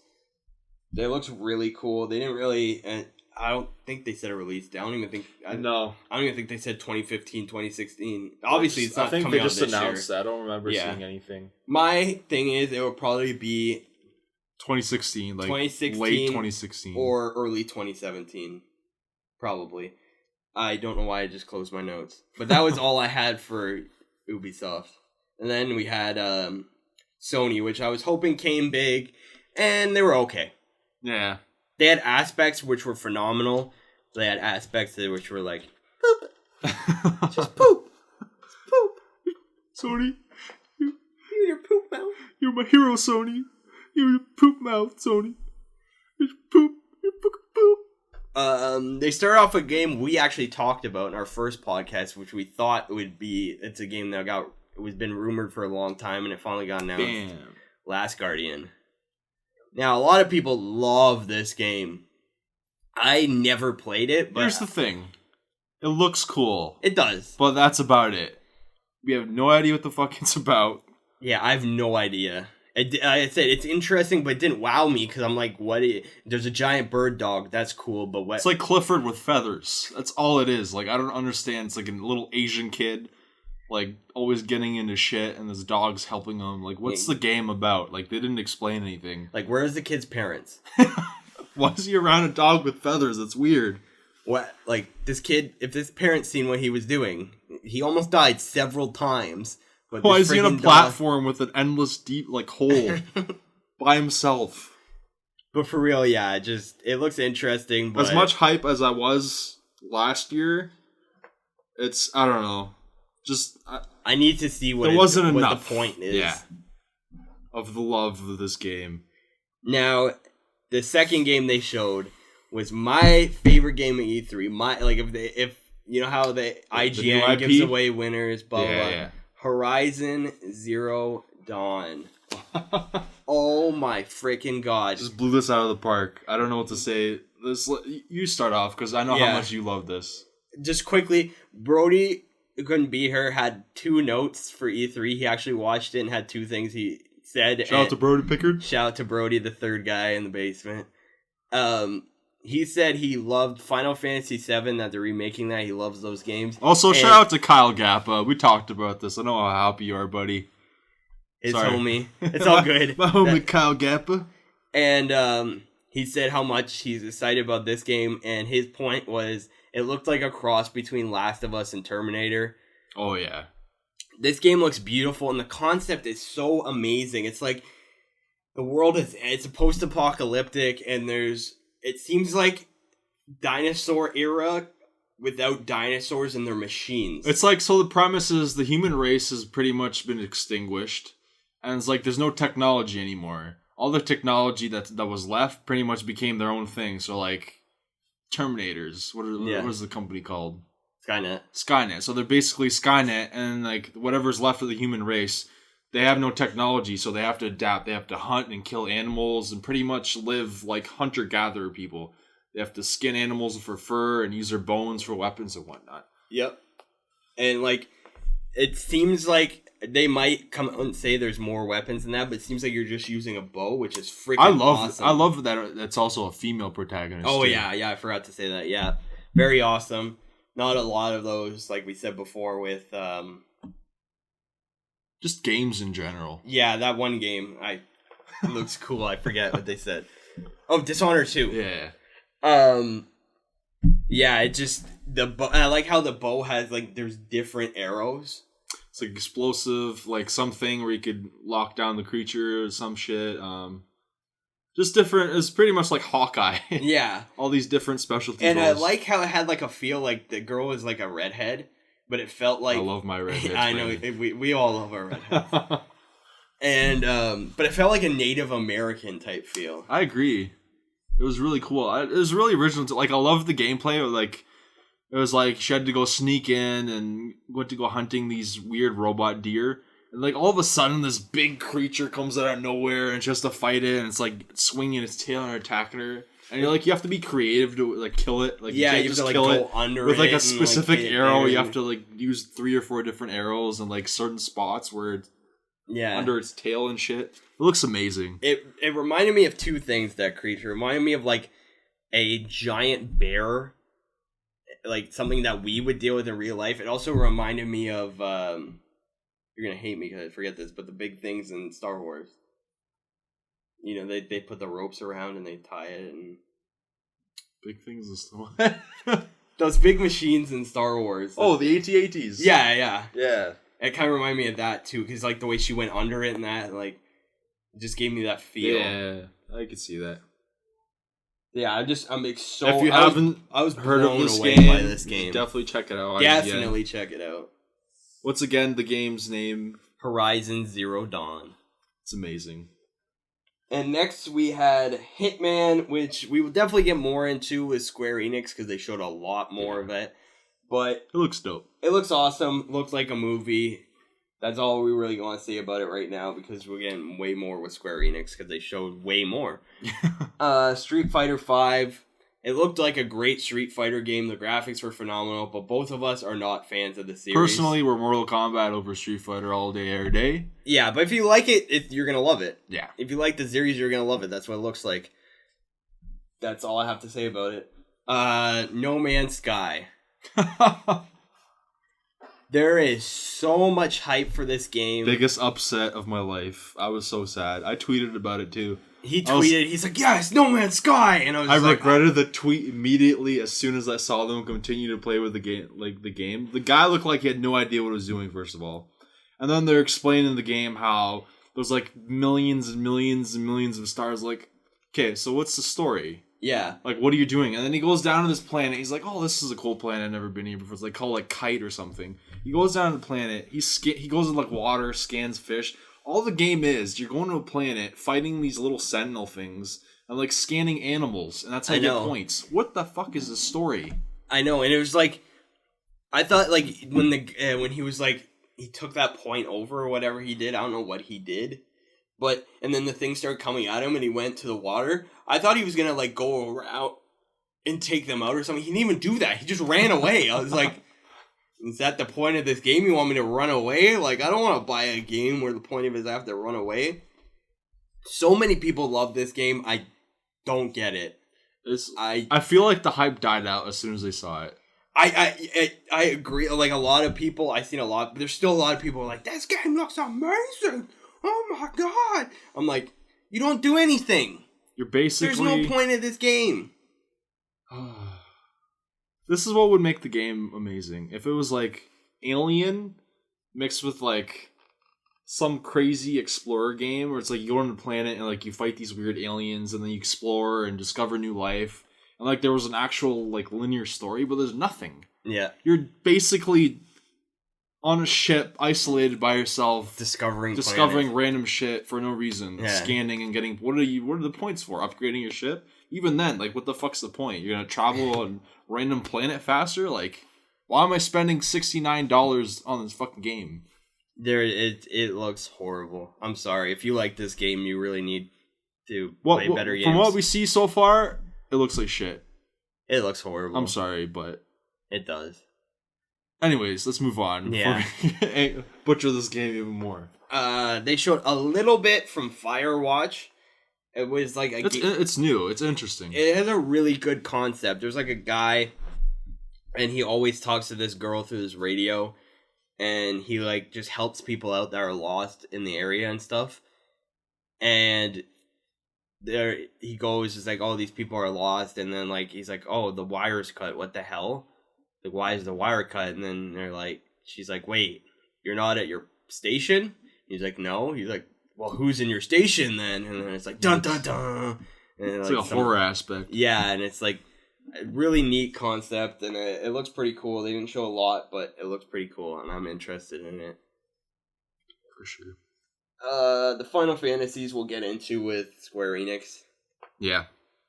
Arkham Knight. As we record this, it is 7 days till Arkham Knight. When you hear this, probably be up tomorrow. Yeah. Be 6 days, 6 to 5 days, just in case. Oh, I'll be up tomorrow. Yeah. Just in case, in case. It might be 5 days, just in case something goes wrong, something comes up, blah blah. But it'll be 6 to 5 days before Arkham Knight, and I'm so excited. I can't believe it. It's been so fast. I know. It feels like it was just April a little bit ago, and it's like, oh, this game's never coming out. I know. And all of a sudden, it's time. I just pre-ordered it a couple days ago, and my mom is picking it up for me because she's getting it from Best Buy, and she works right by Best Buy. She comes home that way. Yeah. And she's like, do you want me to pick up your game today? Or no, did your game come out today? And I'm just like, nah, it comes out next week. And I just kind of like paused. I was like, damn, it comes out next week. I have such high hopes for this game. And there's not really much to say. Like, it's the Arkham Knight series. They've been good. They ended all the rumors that Joker is Arkham Knight. I love that. People are like, like even like I had the chat going on when the Arkham thing was playing just to see what people said, because I know people were gonna be stupid. They're like, oh my god, the Joker! He's gonna open his eyes. And like, no, he's getting burned alive because he's freaking dead. I like how they did it though. They kind of like it was like a good like 30 seconds of just the Joker's face, and like he was smiling. Like, it's like, yeah, I know. It's like, is he? Like I literally was watching it with my brother. I'm like, if he opens his eyes, I'm gonna go nuts. If he opens his eyes, I'm gonna go nuts. But nah, he's dead. Sometimes when you kill a character, he just has to be dead. You know? Like, the Joker isn't the only iconic Batman villain. Scarecrow is definitely up there. Yeah, just because they didn't really use Scarecrow. Like, they used him in the first new Batman movies. They didn't really use Scarecrow, you know? Like Arkham City, they did to an extent, but it wasn't like a huge thing. It was like talking about the movies. Oh, okay. It seems like what they did with the game was they kind of not like used as like a movie game, but like, you know, like the villains were similar to the villains in the movie, you know? And yeah, it's definitely cool that it's Scarecrow centric, which is a PlayStation exclusive. And they showed that you can like, it's cool that you can like they showed you controlling the cop and going to talk another to thing Scarecrow. before we keep going on that. No one touched on this. I was watching the IGN like live stream. No, I can't believe no one touched on this. When the gameplay starts for the Scarecrow whatever nightmare missions, it's like this takes place 9 months after Batman's death or something like that. I'm like, how the fuck do you miss that? Yeah. It's like, I'm sorry if there's spoilers for you, but apparently Batman dies in this game. Like, that sucks. Yeah. I think. Well, I hope. Well, I don't know. If they do it right, it could work. But he's probably gonna die in battle against Arkham Knight or something. I hope that it's like a thing where it's just like Batman dies and it's just like fuck. It's like an option whether he's dead or not. I have a feeling he's gonna be dead because like it's the last. They said it's the last. A lot of people take over his mantle in the comics. Yeah. Dick Grayson, for instance. It would make sense because there's so many different playable characters for this one. Like the other ones, there's like it'd be cool. I wouldn't mind if any of the Robins turned into be Batman. Yeah, that'd be cool for me. Like, cause you like the other games, you had Batman, and then you had like the DLC with the different ones. But it seems like there's so many people you can be in this one. Oh, it completely makes sense. Yeah. Yeah. Then we talk about the nightmare missions. It looks amazing. Oh, it looks phenomenal. The cop gets all scarecrowed up, and he gets just some fear toxin and starts killing people in the shooting diner. Up the place.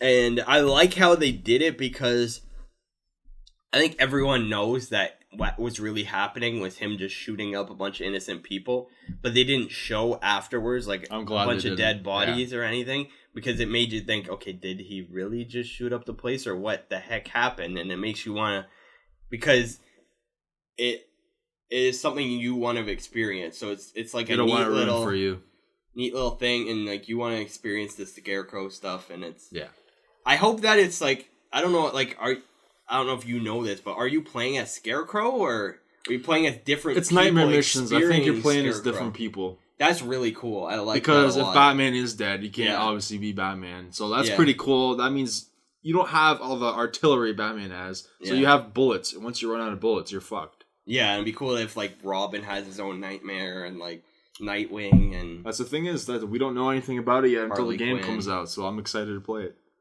And then Sony's final game, which was the big one. Oh wait, no, never mind. There's still a couple more. I'm an idiot. Black Ops 3, which was really interesting because for years Microsoft has had anything exclusive that Call of Duty has. It's been really Microsoft. Shows how much power Sony has these days. They showed the single player, which is really cool that there's co-op now in single player. That is really cool. They actually showed gameplay from the single player. They didn't just show trailers, which is really cool. I like, and it just looks sick. And it's huge that PlayStation now has the exclusive rights to the DLC, the beta. Everything comes first on PlayStation now for Call of Duty. Because Call of Duty, whether you love it or hate it, it sells consoles. Oh, yeah. It's huge and it sells consoles. That sucks for Microsoft now. Microsoft just lost out huge by this. And they actually showed multiplayer too, which is crazy. It looked really sick. And I've been watching after they showed that today. A lot of Call of Duty YouTubers have been posting gameplay. They're at E3 and they're allowed to record gameplay. And they've been posting it. And it really feels like Black Ops. Like, it doesn't feel like Advanced Warfare, Ghosts, any other. It just feels like a Black Ops with a twist. So it looks really cool. I'm really excited to try out the beta. You have to pre-order the game to get the beta, but it's not that big of a deal because I'm going to get the game anyways. Yeah. So the beta comes out in August for PS4, so that's cool because you can actually... I'm glad they gave it at least a month because... I'm someone who, like, I want to wait till last possible moment to pre-order it for the beta. I don't want them to just spring at, like, it's happened before where they just, like, pre-order and you get the beta. And it's just like, all right, the beta's out now. And it's like, it's good that they gave it a month at least. And then they showed more Battlefront. The only negative I had for the Battlefront that they showed was the guy introducing it. It wasn't even a Sony guy. It was an actual guy that works on Battlefront. Called Luke Skywalker. Luke Sky Water. Water. What is wrong with you? You work on the game. Idiot. Like, he had spoken broken English, but, like, yeah, how do you mispronounce Skywalker? He's the most iconic, like, him and Darth Vader are the most iconic characters in Star Wars history.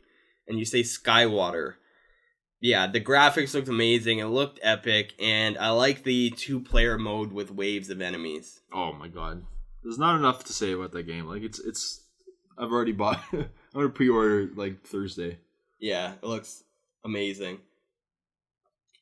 And I like how with this, I'm considering getting the special edition because it actually has stuff. Even though it's more expensive, like, it's actually a point to looking it. At how amazing the game looks right now, I'm definitely considering it. And it's just like most collector's editions, like with Fallout 4 we were talking about, it comes with a cool collectible that you keep in your house. Whereas this, it actually has a point to the game, and it's only like it's like DLCs $10 and stuff. Yeah, it's like you get all the DLCs early, and you get all of the DLCs. What would you rather have? 7 days early access to DLC, or spending $30 every fucking 4 months, and then you have to wait an extra 7 days because you didn't buy the special collector's edition. And it's only $10 more. I'm almost positive it's only $10 more. I'm pretty sure it's only $10 I think so. more. Something like that. It's not that much money. Yeah. And then they showed the big one, Uncharted 4. First off, my first thoughts were, wow, these are amazing graphics. And then horrible planning with the presentation. The guy's playing the game. It takes almost 2 minutes to show the actual trailer after the guy stopped talking. And then the trailer shows, and then the gameplay starts, and there's no one controlling the game. They forgot to have someone up there to actually play the game. So they finally get someone up there, and then they repeat it. It's just like, why can't you just go? Like, you don't need to repeat it. We've seen what happened. But yeah, other than that, it is phenomenal. One of my favorite games of E3. It felt like Uncharted. I love how the destructible environments and how Nathan Drake reacts to it. It was like I wasn't playing the game, so I don't know, but it almost 100% looked like the cover he was using while being shot at got destroyed, and it looked like just on his own, without pressing any buttons, he moved to a new cover, which is really cool because in other games, new aspect to it. Other games, your cover gets shot down, and then you'll just get shot at, and you're like, because it happens sometimes where it's just like your mind goes off the game for a second, you look at your phone, you go grab something to eat, you grab something to drink, and you come back and you're dead, and you're like, what the hell happened? And your cover had got destroyed, and you just got shot to shit. But no, he actually moves to the cover, and like it looks really cool like that. The combat, the fist to fist combat looks really cool. Just like all the other Uncharted. The driving looks really cool. It looks like they're putting more aspect on driving, which looks really nice. Feels more open world. It's not open world, but it feels more open world in the past Uncharted games. When he was driving, it felt like there was different options. It might not be, but that's just the way it felt, which is really cool. Even if it's not. What do you mean, on the paths he was driving? Yeah. Yeah, there's like 3 or 4 different paths. Like, the likelihood is there's only one path you can go down to. The other ones you'll probably just get a roadblock, you'll get killed. But it's cool that you have that option. And I believe that's all I had. My phone went to black screen. Yeah, it looks fun and awesome. Yeah. Overall, good press conference from Sony. If they would have done it before Microsoft, I think it would have been more impressive. Yeah, but what are you going to do? But, hey, that's all you can say. Now, next one was Nintendo. I did not see Nintendo. I was busy, and personally, I'm not a fan of Nintendo. Neither was I. I thought it was going to be a little more impressed than I was, but I wasn't. The kid in me used to love Nintendo, but I don't have any Nintendo systems now, and like, there's been games where I'm like, wow, that kind of makes me want to get a Wii U, like the Mario Party, Mario Kart, Super Smash Brothers, stuff like that, but I still haven't gotten a Wii U, so I really don't think there's anything they could show me where I'm like, that makes me want to get a Wii U. And as you said, as you cover all these games, they neglected the Wii U. Yeah, I'm pretty disappointed. To say the least, as a Nintendo fan. Here's my background on Nintendo. I've owned a GameCube. I've owned all the Super Nintendos, N64. You could say I'm probably one of the biggest Nintendo fans. Like all the Super Mario games. Super Mario Sunshine was probably one of my favorite games of all time for GameCube. Super Mario Galaxy for Wii U. I love that game. That was a really fun game. All the Zelda games, and I don't know. I just feel like as far as the conference goes, it was really creative. Like they had puppets of the producers and creative directors and stuff. I'm not gonna lie, it made me giggle a couple times. It was pretty funny. That's neat. But as far as the games that they released and the trailers, I was really disappointed. The first game, which is pretty exciting, we got a new Starfox game finally, Starfox Zero, which is really cool. You get a couple new modes. You get to be a walker mech type thing. There's a lot of new transformations that your starship can turn into. You can turn into a tank, a gyro wing, and like a different variation of your spaceship. This is coming out for the Wii U. Now, this is really cool. If you're playing through the Wii U, it's like a first-person view, but when you're looking on your television screen, it's third-person. So it's like a really cool and different aspect to like gaming that obviously has never been explored before. And that's all I have to say about it. It looks really cool. As much as I would like to, it doesn't really want me to, like, I don't really want to buy a Wii U to play it. Yeah. Like, it doesn't look like phenomenal, but if you're into that, like Nintendo and you have a Wii U, you should definitely check it out. The next thing is, they didn't reveal a title for it, but it's Super Mario, and they really listened to the fans this time, in which you get to play a Super Mario game and create your own levels. Now, I don't know how far this is going to go. I don't know if you're going to be able to post your levels online or whatever, but this is really cool for really big Super Mario fans. Next, we have Skylander Superchargers. You probably know a little bit more about this than I do. Yeah, my brother's really into Skylanders. It's really good for kids, and it really has spawned off so many different things, like the Disney Infinity. Yeah, that's one of my notes. I thought Disney Infinity was like... It copied Disney Infinity. I never knew that. But actually, Disney Infinity copied it. Well, it not copying it, but it took it. It's basically the same thing. Yeah, with Disney characters and the amiibos with. Yeah, that's one thing I noticed about a lot of this conference. A lot of the amiibo toys. The games are probably going to be cheap, but since this is Nintendo and they have like a lot of branding, those kids are just going to jump to those amiibo toys because they have a lot of special abilities and unique features to the game. Yep. I think that's where the next part of their gaming is going to be, next phase. Yeah. Up next, we got some DS titles. We got Legend of Zelda Triforce Heroes, and Warriors, and Hyrule Warriors Legends. I'm not going to say much about these games. I'm not a DS gamer, but I'm really disappointed that there was no announcement for a Legend of Zelda for Wii U. Yep. I can't even remember when the last time a Zelda game came out, like on Wii. I think it was like when the Wii first came out. Like, that's what I'm saying. Like, that's really disappointing. Like, I love those games. Like, they showed it last year. Wind Waker and what's it called? Ocarina of Time? Yeah, one of the best games of all time, in my opinion. Like, I don't understand why. I don't know. I just don't get the, like... They showed it last year. That's what I don't 3DS. understand. Really? Yeah, they showed they must be still working on year. it. I don't know. I'm just really It might not have been E3. It might have been Gamescom or something like that, but I've definitely seen that they announced... Gamescom, like, later in August? I think that's when that's when they might reveal it, because I don't think that's coming out if there's even a game coming out till like next year. They said that, like, because people asked her, like, where was Zelda? You showed that, and they just said it's still coming. That's all they said. It's probably not coming till 2016. But yeah, there's those two games. Once again, that was Legend of Triforce Heroes and Hyrule Warriors Legends, and we got the next Metroid Prime Federation Force game.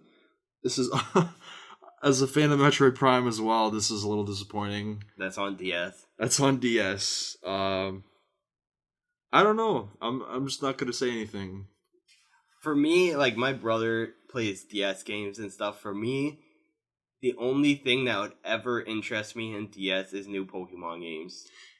That's another thing. Like, there's another disappointment for this entire conference. No Pokemon game announcement. It's shocking because it's one of the biggest franchises. Like, I don't understand. Even if they were hinting at something, like, oh, this game is in development, show us some screenshots or even like a concept. Just tell us that you're making it. But no, nothing. Yeah, Pokemon game. There's usually a game every 1 to 2 years. Like, they usually don't go longer than 2 years. There was a game last year, but there's been a game.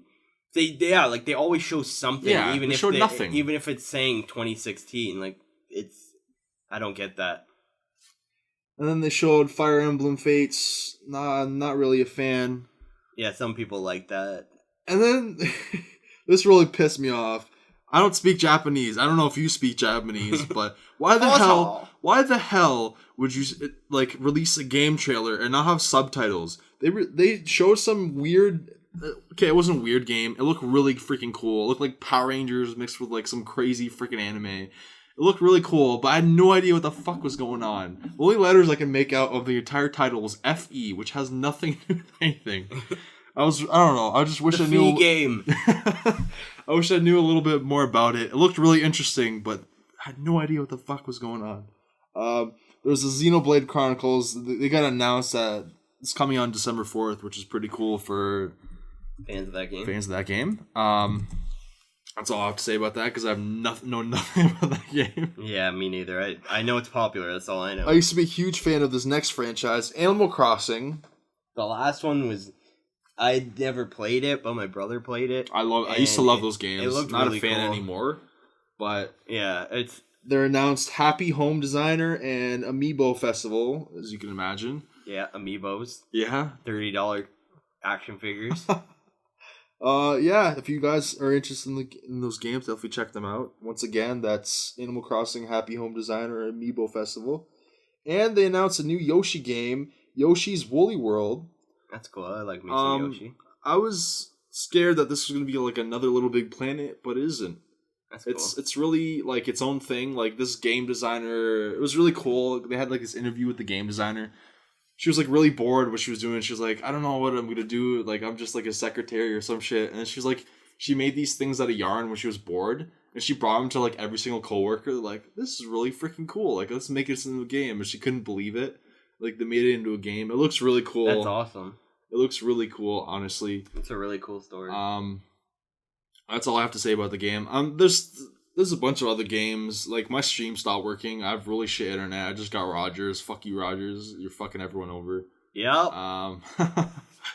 But that's all I have to say. If you guys want to find out more about the Nintendo conference, you could just go to IGN.com. I'm sure they have everything they got released. Yep. That's all I have to say about that. And then lastly, the last conference of E3.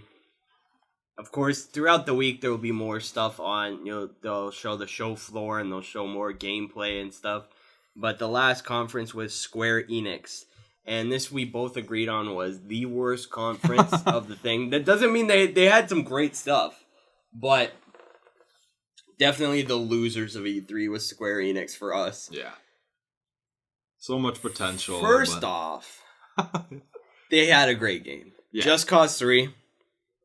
First off, the guy, I think he kind of messed up because he was like, hey guys, the game's coming out December 1st. Here's the trailer. And I showed you the trailer. It didn't say December.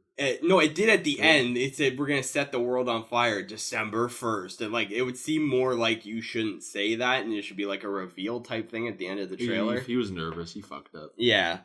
But the open world is awesome. Oh, it's cool that it's coming out December 1st because... I just saw the gameplay. You just showed me it. It looks freaking amazing. Yeah. The open world is amazing. The destruction is amazing. It looks like a Michael Bay video game. That's the best description I've ever seen. Yeah. Or heard, sorry. It was really cool. Like, the gameplay was like he jumps out of the Jeep and like straight in the air with his parachute and he's shooting people. Like, it's pretty original. That does sound like Michael Bay. You have a grapple hook, and it's so cool because usually in games when you have a grapple hook, it's like, just here's your grapple hook right there. But this no, way it's you can like use it whenever the hell you feel like wherever, whenever, on. Oh, there's a guy across from the platform from you. Use it to kick him off. Yeah, it's so cool. And like all the vehicles, they showed like an F1 car, and then they showed like a giant like tractor thing, like bulldozer. It was like the possibilities in this game are endless. Fighter jet. Yeah, fighter jets. There's also like mini games that you play, and like the better you do on it, you get. They're upgrades, but they call them mods for your guy. But they're basically just upgrades to guns and stuff. And it's cool that they're doing this by releasing it December 1st, because most video game companies, it seems like they're scared to release it after December, they wait a month. Yeah, they're just like, you know what, we'll just wait to January, February. Yeah. And it's cool that Square Enix, they're doing it with a different game we'll get into too, but 2 games in the month of December. That's really cool. I think it's smart to release around holiday season because you get a lot more sales, especially around Christmas time. Yeah. And it like, I don't know why you would wait until after the year. Yeah, if you're that close to the freaking Christmas. It does, yeah, and it doesn't make sense because like there's some games that I'm like, oh, I want this right now, and there's some games where like, I'll just wait till Christmas. And it's better because a lot of people have that mentality. There's some games they like more than others, but they want both. Yeah. And they're like, okay, I'll wait to get this game. I'll ask for it for Christmas as a gift. And it's great that they do that because... That means that also, another thing to add to that, it also means they have faith in the game. Yeah, oh yeah. They know people are definitely going to go buy the game. Yep. And like, there'll be instances where there's like, I know me being as impatient as I am, there'll be a game that comes out in November, I was just like, I can wait a month for that, and then 2 days after it comes out, you start to watch gameplay and you're like, fuck, this game looks really amazing. I shouldn't spend this money that I have on it, but alright, you go to the store and buy it. Now it's like, Just Cause 3, I see it. Yeah. Oh my god, this game looks amazing. I can wait 3 weeks for this game. Instead of waiting a month and a half type thing. Tomb Raider, they showed a good amount from it, but my point was, I already seen enough from Xbox. They honestly didn't. Yeah. They just like, honestly, they could have just put it in the little trailer where they show all the games that they have coming out, and that would have been fine for me. They didn't have to show Tomb Raider at all. Game. Kingdom Hearts 3. Now, this is a very, very anticipated game. There's literally any time... Like, they showed this little Kingdom Hearts mobile game, and they're like... People freaked out for like a little bit. People are like... He was like, here we have... It was like an Asian guy, and he's like talking in an Asian accent. The translator's like, here we have the next edition from Kingdom Hearts. And like, people freak the fuck out. Freaking out, and then you hear the one guy... Yes! And then they show like a mobile game, and literally it goes back to the guy, and there's like, you always hear cheers no matter how good the game looks. Literally dead silence. It was like, really you're not going to show us Kingdom Hearts 3? And then he's like, well, talking about the mobile game, it's been like a decade, more than a decade since the last one. Jesus. And then he's like, oh yeah, by the way, Kingdom Hearts 3. I felt like because everyone felt really overwhelmed with everything, and it was like they're repeating trailers and shit. Yeah, it wasn't as big as it should have been. Yeah, like it was good, but it could have been triumphant. Yeah, especially now. That's a good description. Especially now that they have Star Wars and Marvel that they just bought. They didn't show anything. Show something, especially like. Show like a 30 or like a 10-second clip of Iron Man to get kids excited for that. How epic would it have been if they just showed like the Kingdom Hearts guy, I never remember his name, the main character, walking up and there's just the Avengers with Luke Skywalker and Darth Vader. Like if they don't have that, if they don't like that has me worried that they're not in the game. If they don't have it, they're completely moronic, because simply people will buy Kingdom Hearts 3 just because it's Kingdom Hearts, but it can sell so much more. Those are like the most popular characters of all time. It worries me that they're not going to have it because they didn't show it. I really thought if they're going to show it, they would show like a glimpse of that, and they didn't show that. So let's hope that Disney Infinity did. Yeah. Like, why can't Kingdom Hearts? Yep. Fuck. Next, you have Hitman. This game looks freaking amazing, in my opinion. Yeah, this is the other game that comes out in December. It comes out Yeah. December 8th. Even closer to Christmas, which is cool. Week after. And what I like about this game is I love this series. Oh, same. And I like how it's not like a set story now. It's like kind of like weekly updates. Yeah. It's like, all right, they didn't say, but my guess is you'll have like 5 contracts a week. And you go out and do them. And if you mess up and your guy gets away, that's contract's done. Yeah. You can't do it again. Shit. You can't restart the level, save, load the game up. No, he's escaped. He is alive, and he is alive for the rest of his video game life. And it's just like there's so many different options to this game, so many different ways to be a hitman. There's so many different disguises you can be. Like I like how he was. They showed him as a disguise as the one guy, and like some people let him through. Scientist? Yeah, and like the other people were like, "Wait, you're not." The guy's like, "Wait, you're not. I've never seen you before," and he just punches him out. The people see him. They're like, "Wait, what? You can't punch him out." And then he's dressed up as that guy, and like he just sneaks right past them because they're like, "Where did that guy go that was dressed up as this guy?" And it's just really cool, and I'm really excited. I don't think that aspect's been in the previous games. There's been, like, the last game. I know I can't speak for the other games because I can't remember them. The last game, there was disguises, but it wasn't to that extent. That was really cool. Yeah. I can't wait to play it. The graphics look amazing. The story trailer looked freaking awesome. And I like how when you complete the missions, you get weapons and skill upgrades towards your next missions and stuff. That's pretty cool. Because it showed like the different approaches you can take, and it's like, oh, you completed this mission, but it's like, all right, you can get this stuff, and then it's like the mission you did before, you got a sniper rifle, so it shows you a way you can do that mission that we just showed you with a sniper rifle. Yeah. And it's just like, it just creates endless opportunities. Really impressed. Now, they showed a like I was saying before, a trailer with a bunch of games. They showed a glimpse. I don't know if I might have missed it if they did talk about it, but they showed Sleeping Dogs 2. Or what really, really looked exactly like Sleeping Dogs, a sequel. And the Sleeping Dogs 1 is one of my favorite games of all time. So the fact that they showed a small glimpse has me excited and mad. I'm like, it's such a huge game. How the hell could you not talk about it at all? I might have missed it, but I don't think I did. And why the hell did they not talk about it? But still, I'm so excited they're making a sequel. I hope to see more.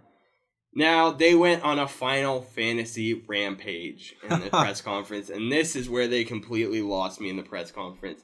Honestly, I'm not a Final Fantasy fan. You're not a Final Fantasy fan. I wish Brody was here to talk about Brody, this. I'm pretty sure would bitch at us for saying this shit. But he's not here, so... The thing is, they could have done the new Final Fantasy and the Final Fantasy VII Remake, talked about those, and then bam, done. I would have been cool with that. They would have had a solid press conference. Even though I don't like those games, it's still cool for those people. But no, they're like, we have this mobile game, we have this other game, we have this Final Fantasy game, and it just feels like they're completely milking out the series. Final Fantasy... Well, it's really popular, so... The thing with Final Fantasy that I think works so well with that series and why it's so successful is they don't oversaturate it. Yeah, a game comes out every couple years. Yeah, it's like every 3 or 4 years it seems like there's a Final Fantasy. But they showed like 8 new Final Fantasy games and I'm pretty sure all of them had between 2015 and 2016 release dates. Yeah, it's overwhelming. Yeah, that's really stupid in my opinion. It was like, especially some of those trailers, they could have just showed them in commercials or something. Yeah, like I don't, like even if you have all those games coming, like I get that Final Fantasy is huge and you're trying to milk it, but I don't want to see that.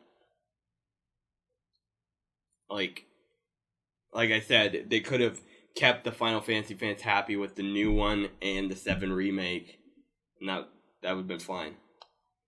But, and then they showed this game called Star Ocean, which literally in the entire time I was watching it, I was already pissed off that they showed so much Final Fantasy. That was a terrible idea.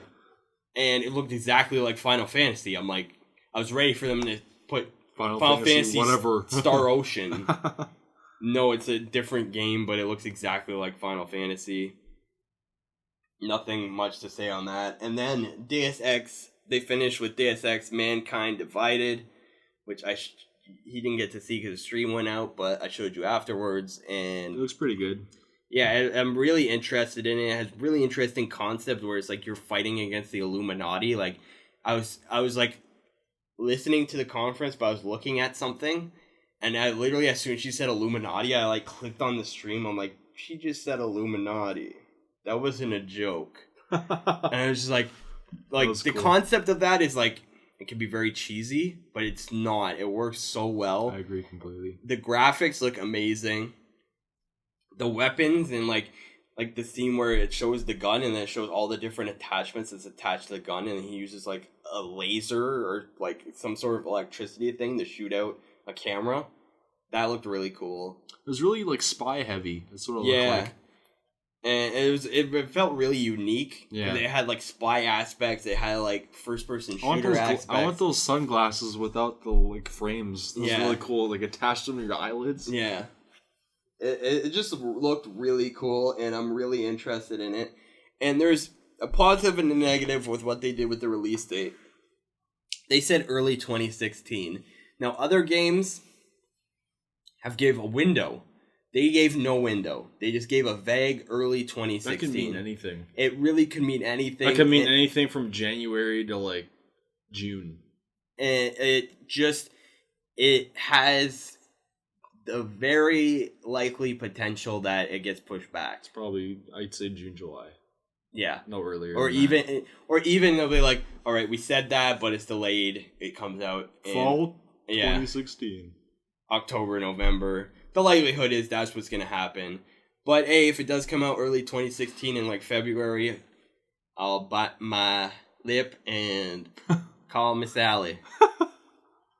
Call me Aunt your mama. That was E3. That was the conferences. I was very entertained. I agree. There was its ups and its downs. I feel like today's with Nintendo and Square Enix was definitely the downs. Yeah, I agree. Especially with Nintendo for me.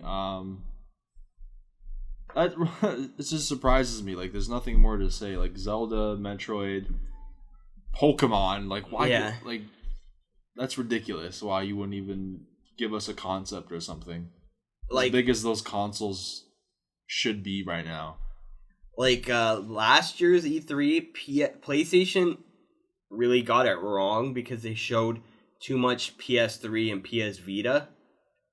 And I feel like they wanted to milk out what they could from, like, the last generation. Yeah, and I never would have thought in a million years Nintendo would do that with DS over Wii U, because the Wii U, it's kind of like... makes me think they don't have faith in the system at all. Yeah, it's like, the Wii U's a middle console right now. It's like, it doesn't do horrible, but it doesn't do good. Yet. I feel like if they had Pokemon, Zelda, Metroid, like, their own games, like, new games, like, it would skyrocket the sales. Yeah. People would just buy it. Like, for instance, the new Super Smash Bros. People just bought the Wii U just for Super Smash Bros. Yeah. So, if you had to pick a loser, well, who would you say the loser is? Square Enix? Yeah, that would be my loser too. Really, way too much Final Fantasy. Milked it. It's a series that can't be milked. It works so well because it's not milked, and they milked it. Milked it like a buttered cow. Milk the teeth that is Final Fantasy. Who is your winner? That's tough. It is. I'd say between Microsoft and Bethesda. Yeah, Microsoft, Bethesda, and even EA. Sony comes in... Actually, no, like, then EA, then Sony. Yeah. Ubisoft is up there, too. They were really good. Yeah. But a lot of people hate on Ubisoft, but I think they're great. Stepping up their game, man. Yeah. Like, last year, they had a lot of amazing games that a lot of people hated on. I don't understand. But I didn't see any reaction to Ubisoft. So I don't know how people felt about it, but I don't know how you could not walk away with a positive feeling. The only negative feeling I had was towards what you told me about Nintendo. I didn't watch it, and Square Enix. That just pissed me off. And so yeah, I agree. I think Xbox just slightly won, but Bethesda. I think just because of the backwards capability, the controller, and a couple more things. Yeah, like Tomb Raider. If Halo, if it wasn't for those like two Gears or three of War. things, then I think Bethesda would have won. Yeah, and Bethesda's really close second, and I think EA and Sony are a close third, but just don't come close enough to Bethesda and Microsoft. I agree. Now let's talk about some things that we were kind of disappointed on. Like I already talked about Legend of Zelda, Pokemon, and Metroid. Visceral didn't announce a Star Wars game. Yeah, I'm pissed off about that. Yeah, that they could have had so much opportunity. They had a platform. Everyone knows they're making a game. Nothing, no word on a Star Wars game. Yeah, they should have just, hey, we got one coming. Like, the one Asian game they showed for Square Enix, they didn't even, all they literally showed was, like, a couple of screenshots, and they said, we got this game coming, and everyone's like, oh my god! It was, like, some sequel, I don't know what it was. Shinomu 3 or something? No, that's the one with the Kickstarter. That was Ubisoft. Yeah, okay. But yeah, no, there's a Square Enix one where they... Just FYI, we didn't talk about that because there's, like, not much to go on. Yeah, like, there's some games I'm not interested in. There's a cinematic for it, but that's it. And they just got, believe it or not, they just got their entire... Game paid for in, like, a matter of 9 hours, which is crazy. And there's just some games, there's just, like, there's no point in me talking about it because I don't know anything about it. If you guys want to find out more, obviously go to IGN.com. Yeah, that is definitely the site to go to. What would be, let's say, your least favorite game and your most favorite game? Oh, that's a tough one. Least favorite is obviously all those like weird indie games with Microsoft. Yeah. And like most of the DS games for Nintendo. Yeah. As far as my favorite games, it comes between Battlefront and that new IP that Horizon. Yeah. Yeah, for me, like I have like, there's so many games to like. I completely agree with worst games like that. Like I can't put like Final Fantasy in my worst games because I don't like those types of games. But I'm not gonna lie, when I had a PS2, I used to play them all the time. I could see the appeal to them. Like, yeah, they're like, pretty fun.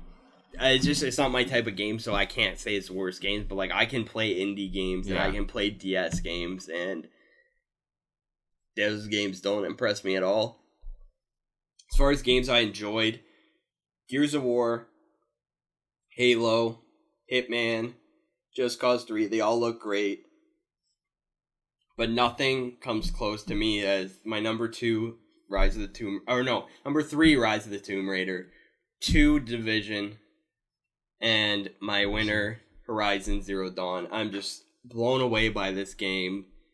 I'm so excited for it. I can't wait to see more on it. Horizon Zero Dawn is my winner. Have something fresh. I know. Like, it's one of the most original games I've ever seen. Like, I'm definitely gonna pre-order it soon. I don't know what else. I forgot to throw Fallout 4 in there too. I was really impressed with Fallout 4. Fallout 4 looked really nice. I think that's a wrap. Really, I don't. Yeah, that's E3. That's if you guys want to find out about a couple more things that we've missed, as I've said 100 times before, probably go to IGN.com. They have everything on the press conference, everything Microsoft. We're sponsored by IGN. That's why we keep saying. No, we wish. No, we're not. We're not. We wish one day maybe, but just everything that you guys want to learn, just go to IGN.com. This is 3 Guys in the Basement -1. I'm Mickey Kokanovic. I'm Brandon Rice. And before we end this, we got our next podcast. It's going to be a top 5 actors. This is going to be pretty cool because we all have different tastes of different movies. Each of us is going to have 5 completely different actors. We're all going to discuss why they're our favorite.